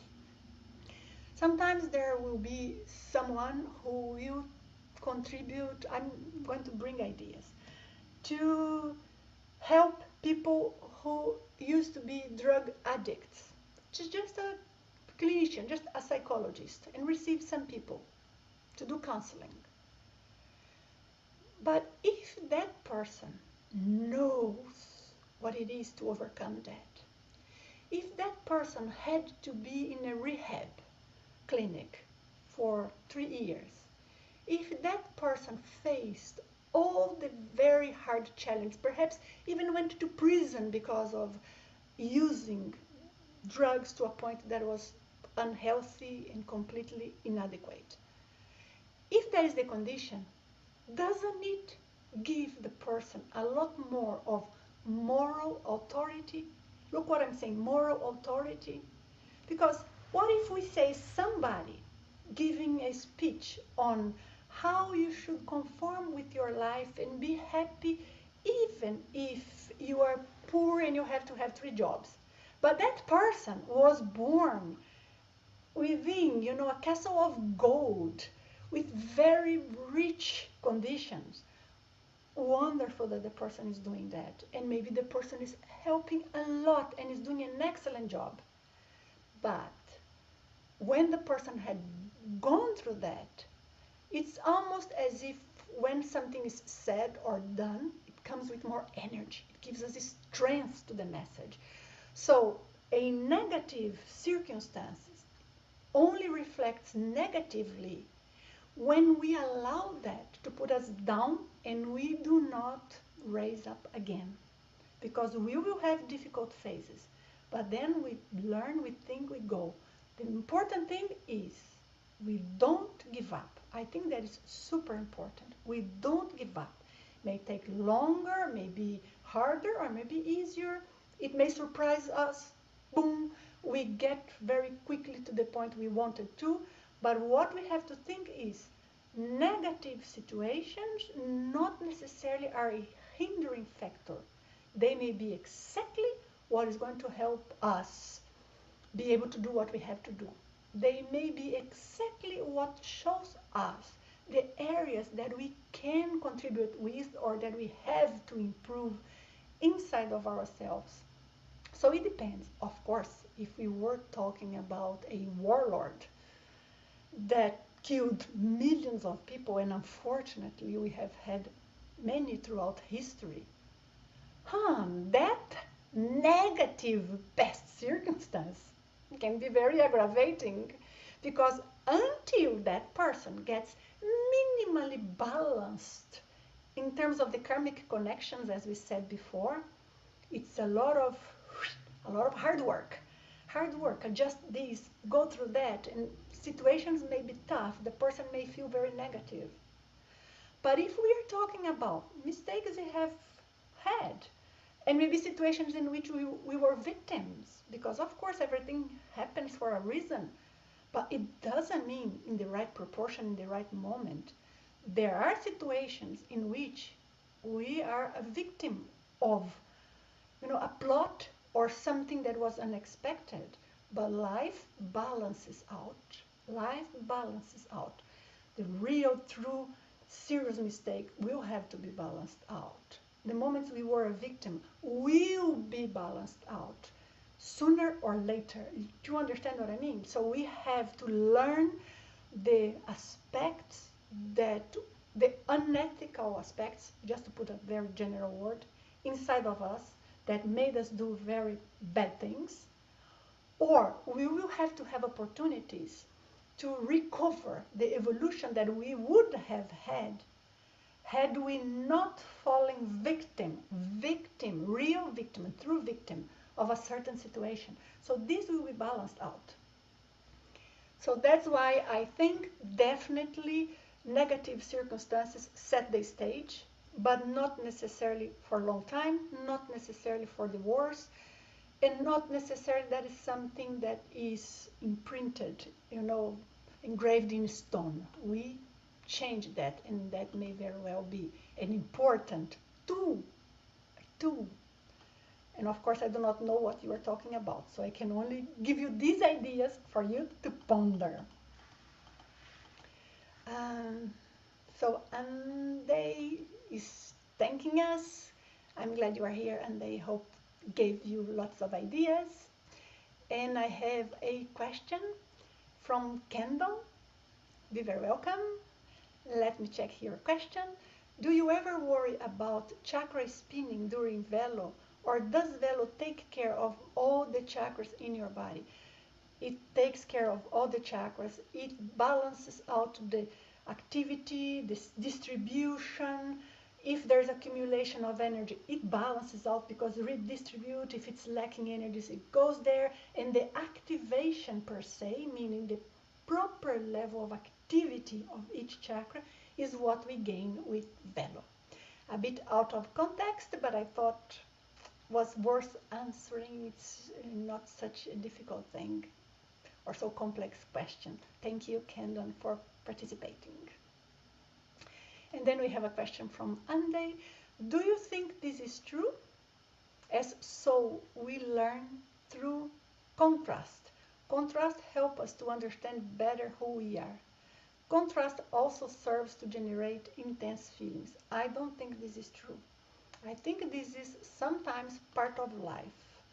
But some contrast, they can be so contrary to our natural flow of thinking, our natural flow of behaving, manifesting, can be even with a completely contrasting life plan. What if, just to give an example of being with a partner, what if my life plan, and as I said before, just to pick an example, will be to be in part of United Nations in Europe, and I am with a family or with someone who only wants to own a house, a country house, and have an orchard. Nothing wrong with any of these things. Both are very positive. Both we can do lots of wonderful things, but they are conflicting. And what if this person here wants to work in Medical Without Frontiers, but I want to be in the United Nations? How do we make these two things compatible? And what if, for me, to be ethical means ABC? I'm not going to give examples. But for the other person, to be ethical means something completely different. How can that be productive? Because we are into different evolutionary moments. Having said that, yes, we will always learn through contrast, because not one single consciousness is identical to another. Even if we have been together in many lifetimes and gone through the same experiences, we react different. We learn different things. We are all different. So no matter which situation we are in, we will always have contrasts, to use your word, and we will always learn with those contrasts. But saying, the more the contrast, the better for us to evolve and to grow, and the most fit would be the condition, I disagree with that. I don't, with my life experience and all of what I have done and gone through and seeing, no, I think there is a percentage there. And we can live with people whom we have very little contrast with them, meaning we go very well together. We have a lot of affinity, but if our goals are big, our affinity will bring lots of challenge and motivation and novelties for us to learn to do. Do you see what I mean? It's not boring. It's only boring if we are in the wrong place, and then we are not doing what we have to do, and then everything becomes plain, becomes dull. That maybe, and then people say, oh, at least in a situation with more contrast, meaning less of affinity, I would be adventuring more, having more feelings, feel more alive. But that is because then maybe when we are with those who we have affinity, is not the right affinity. It's not affinity towards the things we want to build, challenging yourself. It's affinity only with what is already built. Do you see what I mean? The points that are so well established inside of us, then it's nice, but there is no growth. Some of us, and I will include myself into that, as crazy as it may sound, I cannot feel completely well if I don't sense I am producing something. I'm learning, I am studying, I am delivering a talk like this. This is what makes me happy. Sometimes I overdo. And then I have to balance. Good. But but for other people what makes them happy is something different. So I think we have to give space inside of us to feel well where we are, but also to make sure we are not being accommodated. You know, just like in a comfort zone. Very good point you've made, and I thank you. And then I have Peter. You mentioned feelings of emptiness can be a sign of not being on track towards your mission. Could you please touch on mechanics, how it happens, you mean? Does the mission has some resonance that we can get in or out of tune of? Absolutely yes, but more than this, you know, the resonance, this, yes. What you said, yes. But there is another layer to that point that I think it's equally or even more important. Because the fact that our life purpose, our life mission is bigger than this life only. Yes, we are going to do things here in this life, help the neighbor, you know, participate in something, whatever it is. We are going to be doing things that are here. So that is very important. Nonetheless, when we think of, let me just take a look again to your question to make sure I go to the points. Nonetheless, sometimes we feel like since very early age, for no reason, we feel a sense of emptiness. And that is different from the condition that you are saying here. You are in tune with your life mission and then you feel you have something to do and then you are out of tune. The sense of emptiness is there. However, and let me see if that's what you mean, Peter. Sometimes we know there's something we have to do. It's inside of us. We are trying to bring that to the surface of our conscious mind. But it's, you know, when you have a feel, it's the tip of your tongue, but you cannot exactly know what that is. I had that a lot. But then what happens is that sometimes in this condition, we start becoming more and more aware that there is this emptiness. And sometimes we just connect with other things because you imagine if someone is feeling that they have something to do since they were 6 years old, which there are many, many cases of children that was like that, perhaps one of you were, and then the person is 35 and yet could not get in track. Maybe the person says, you know what, it's time for me to get more mature, put my feet on the ground, that is it, this is my family, I'm going to get married, I'm going to open this business, I'm no longer to be chasing, you know, clouds that it's untouchable for me, unreachable. Maybe in that moment the person gave in, got out of tune. So there is truth to what you said, because we need to be in tune. But being tuned is not be looking for. It's just to be attentive. It's just to be focused. But without, is it that I have to do? Is this that I have to do? Because if we have this attitude, we get further from identifying because we get anxious. It has to be a certain certainty that yes, yes, yes, yes, I can find out and I can get into the track of what I have planned to do. How do I know? You are going to ask yourself, and I'll tell you the answer for that question. How do I know? Because it's inside of me, because I participated, because I have this knowledge. This knowledge is here. It's here in my heart, in my mind, in my chakras, in who I am. I'm just not being able to figure out the exact details, the stage as William said before. The when, the where, the who that I'm going to be with, but I know it's there. And that feeling is what you have to grab to. And inside your mind, you think, I am going to be open whenever that knowledge comes. And I'm going to go with the flow of life. You cannot control the flow of life. So a situation happens. You see, I feel it is for me. I feel I'm going to give it a chance. If it doesn't work, I just give up. As long as it's something that you can return from, right? But most things we can. Some of the things we cannot return from. Oh, I get pregnant, but then I return from. Well, you can even not go to the end of it, but the fact happened. So there are things that once they are there. But there are so many things that we can adjust.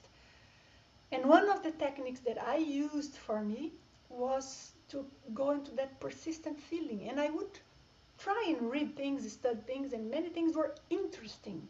But in none of them I felt, this is what I'm going to do. And that comes when it's beside you. It happens, it's there. So trust. Don't be afraid. And go step by step, one step at a time. Remember, I told you, give the first step and go with confidence, and then see how it goes, and the second. And life start bringing the opportunities. Things readjust.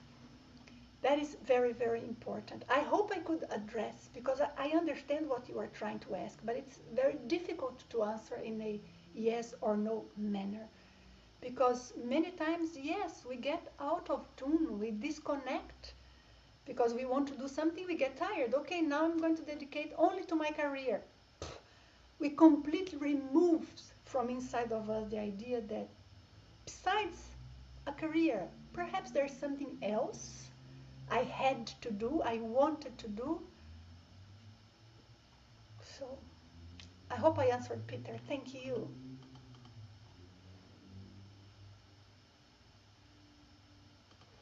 And guys asking here, are there any other techniques that can be used to clarify life plan?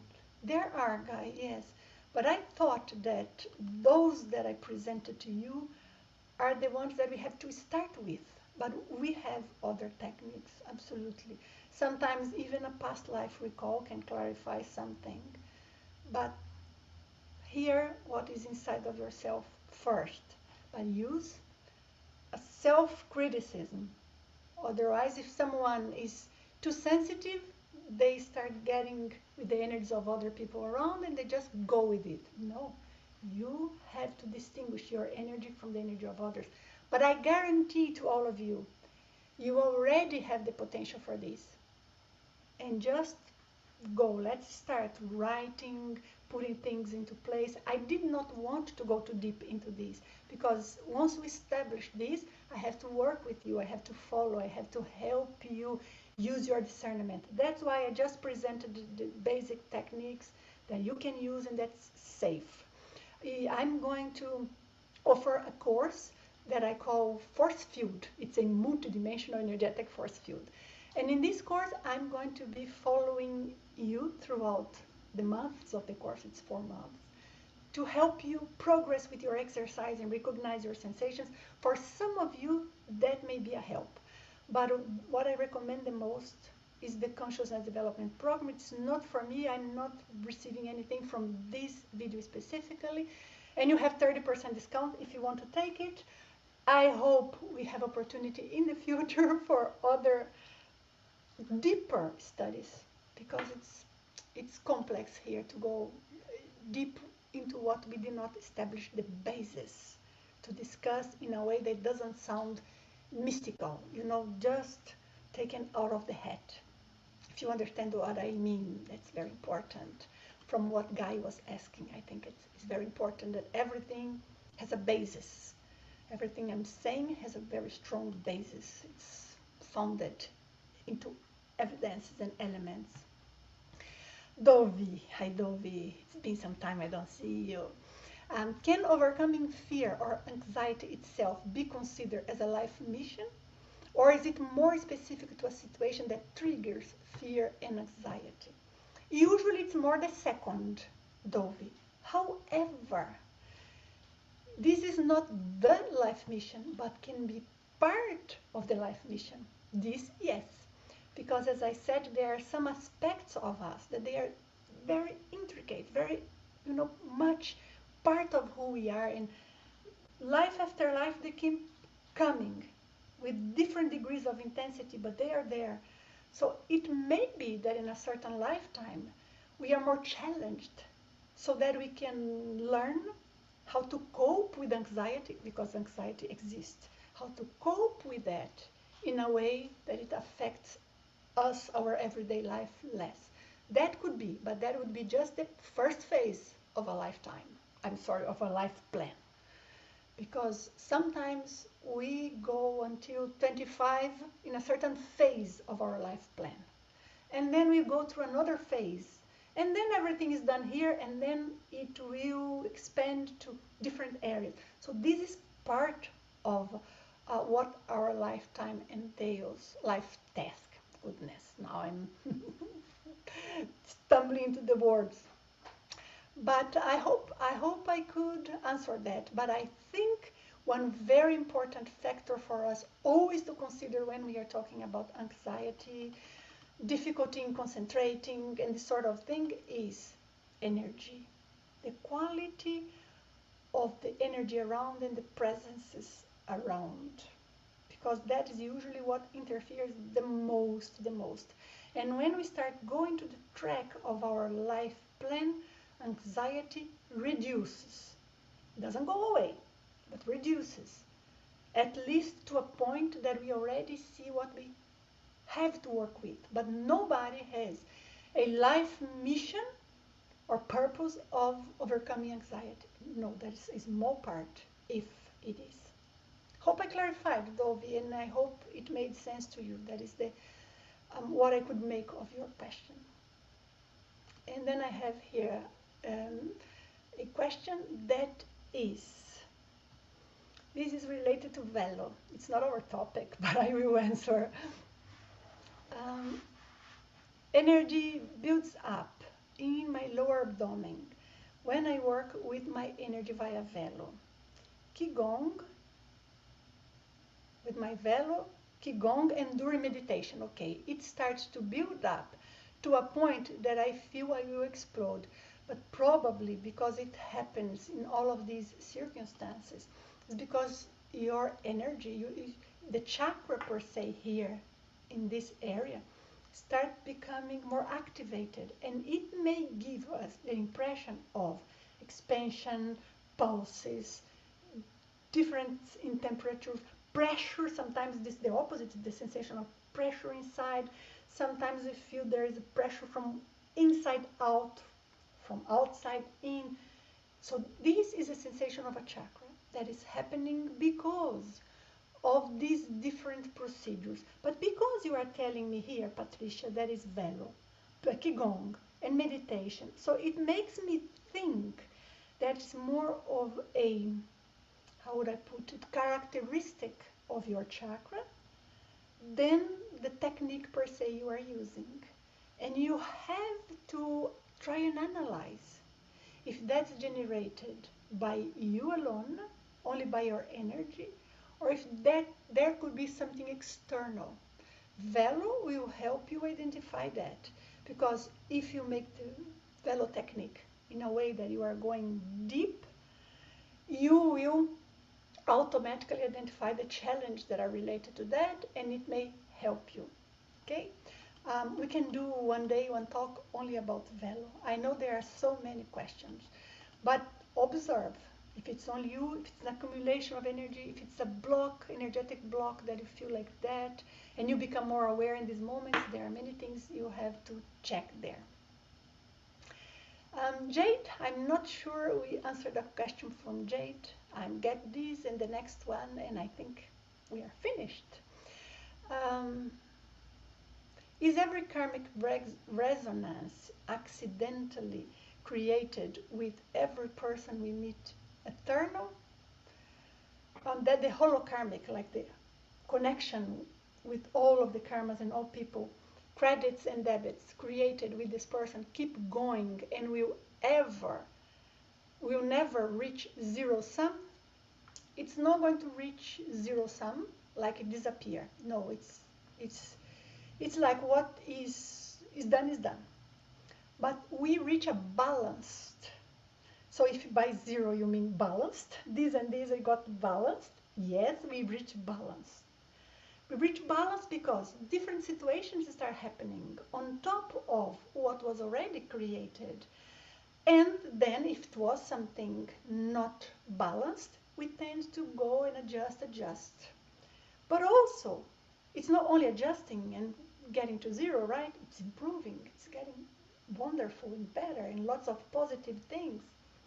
But sometimes, Jade, we encounter someone, even accidentally, but that's someone, I see you dig the consciousness development program, right, Jade? I see your question here goes to some details of the consciousness development program. But sometimes we may meet people that our connection is minor. Yes, there was some energetic exchange, but with minor impact. You see what I mean? But in other cases, it can be a huge impact. And then that's more aggravating. Oh, look my karma here. Ah, say hello. This is Vivaldi. So then we can have so many interesting questions, right? What about animals we loved, like family?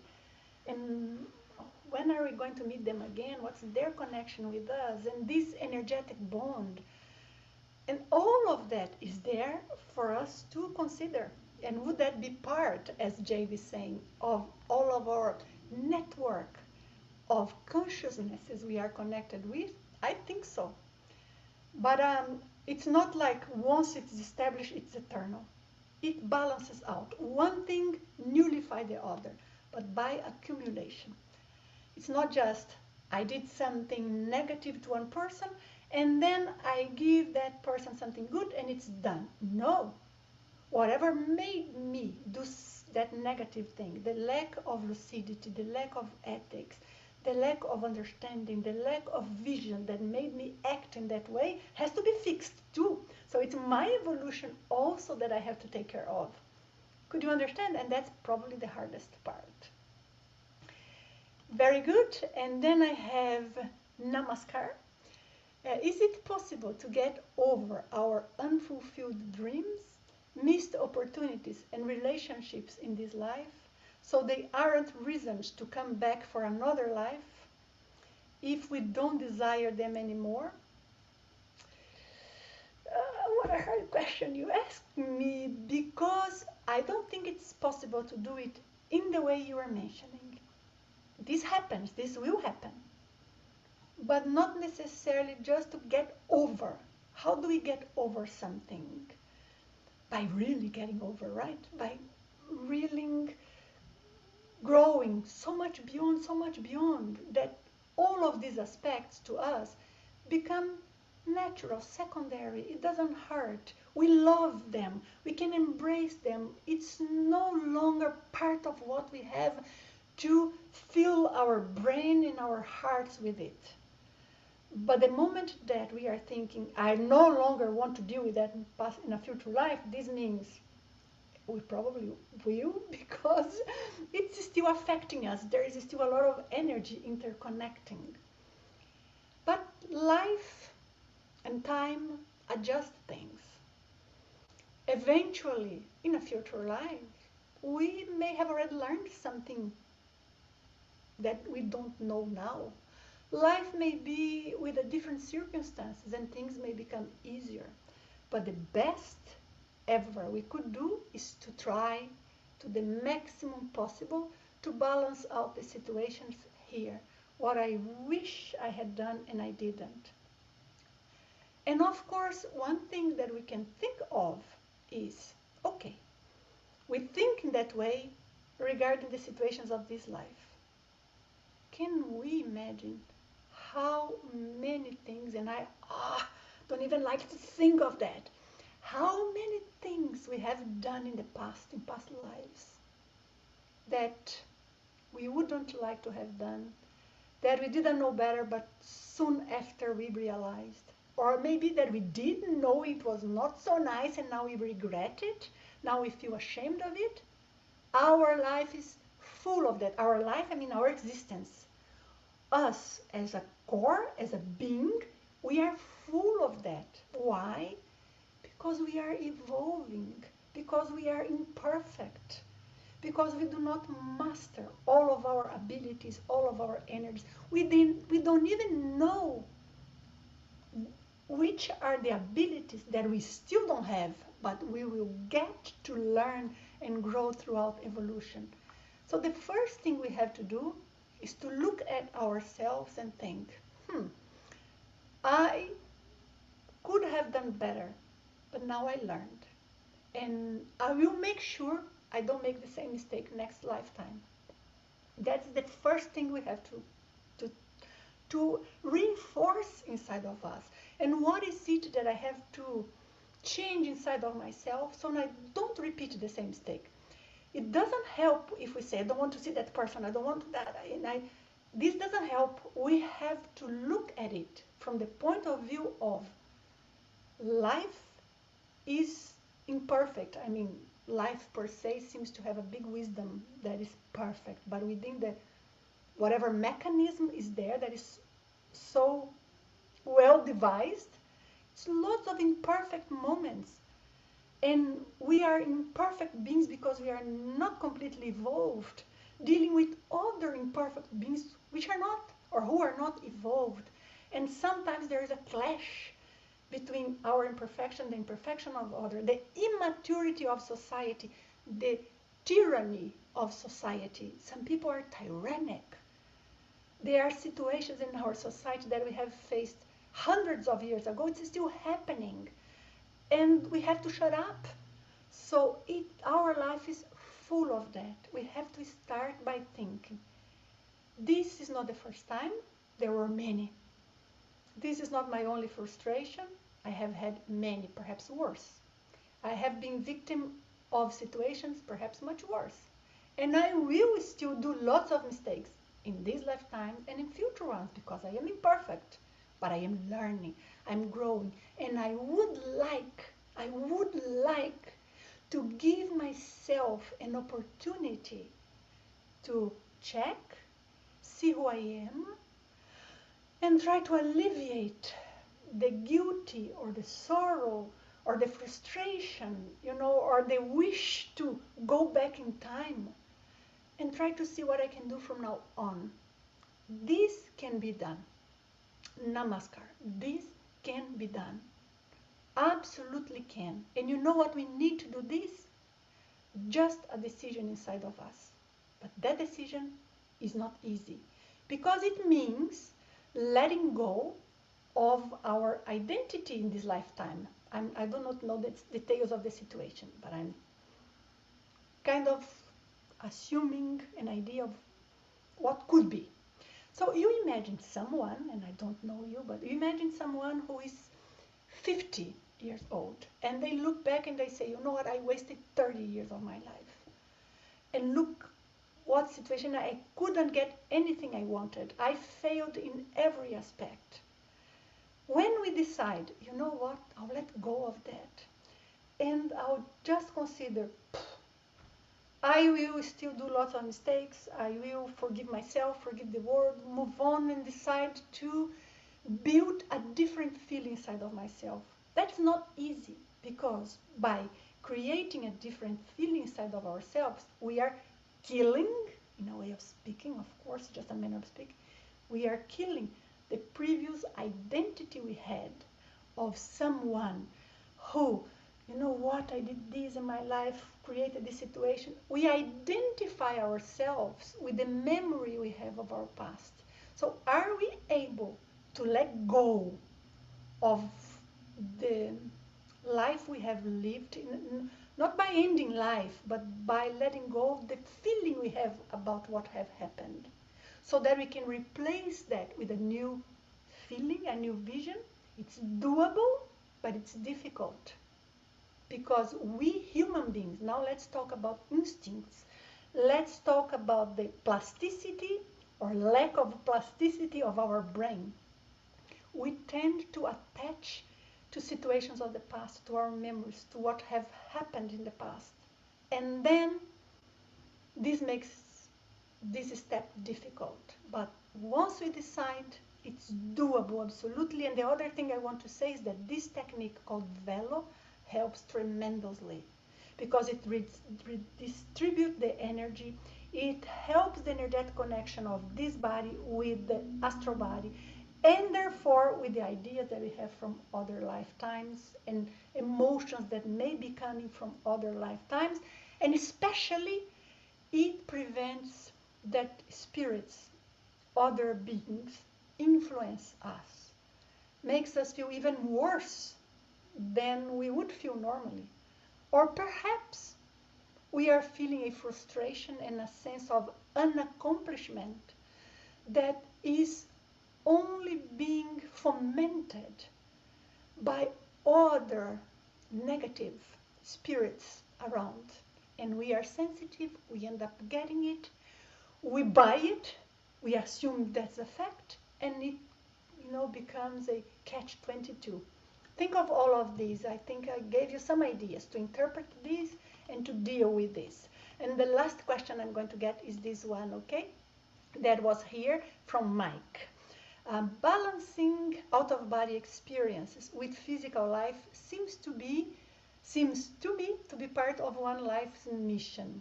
What do you think? I think in many cases, yes. Balancing the out-of-body experience, being able to do both, but being able to understand that we are not only physical beings, and the only way we have to do that is when we are here. Because when we are out there, we know, okay, I am in between lives, but when we are here, if we forget, if we just keep living as if only the physical life existed, how can we allow the notion of our real life mission come to the surface? We cannot allow that because we are stuck with a vision, with a notion that life is only this. The more we recognize the reality of the out-of-body experience, the more we can do it, the closer we get to it, even if we have out-of-body experience that are not fully recalled. Even if we only have once or twice out-of-body experience, even if we only get halfway through it, this is extremely important because it evidences to us that we are not only this physical body. So the brain gets more prepared to think of life in multidimensional terms, and therefore in multi-existential terms, knowing that we have had other existence, other lives. So out-of-body experience is an important tool. It's not the life mission per se, but it's a tool. And because of that, many times, some of us, we feel the out-of-body experiences is important because of this. Because sometimes we saturate in our minds, before being born, the idea that we want to have lucid out-of-body experience so that we recognize better who we really are and we can know what our life mission is, what's the most important thing for us to do here, which is not only dealing with the physical body in the physical world. So in that sense, I think it's very, very valuable. Okay, thank you for your question. It was a very, very long talk. I'm so thankful to all of you who are here up to now. We have had very interesting discussion and I loved your question. I say goodbye, a quick goodbye, because we have been here for a lot of time. Leave for me in the comments down below. What do you feel about the idea of life mission? Do you think this is something that exists? Do you have a feeling that you have one? How do you cope with that? What are the techniques and strategies that you created for yourself? I think that can give us all ideas. And also, tell me what you would like me to discuss, to bring in one of these future videos. This talk here is a result of requests from several of you, so now it's here. Not the full knowledge, but I think complete enough to start giving you more basis, and you always can go and look for more knowledge if you want. Goodbye. Thank you, guys. See you next weekend, next Saturday. Bye bye. Ciao.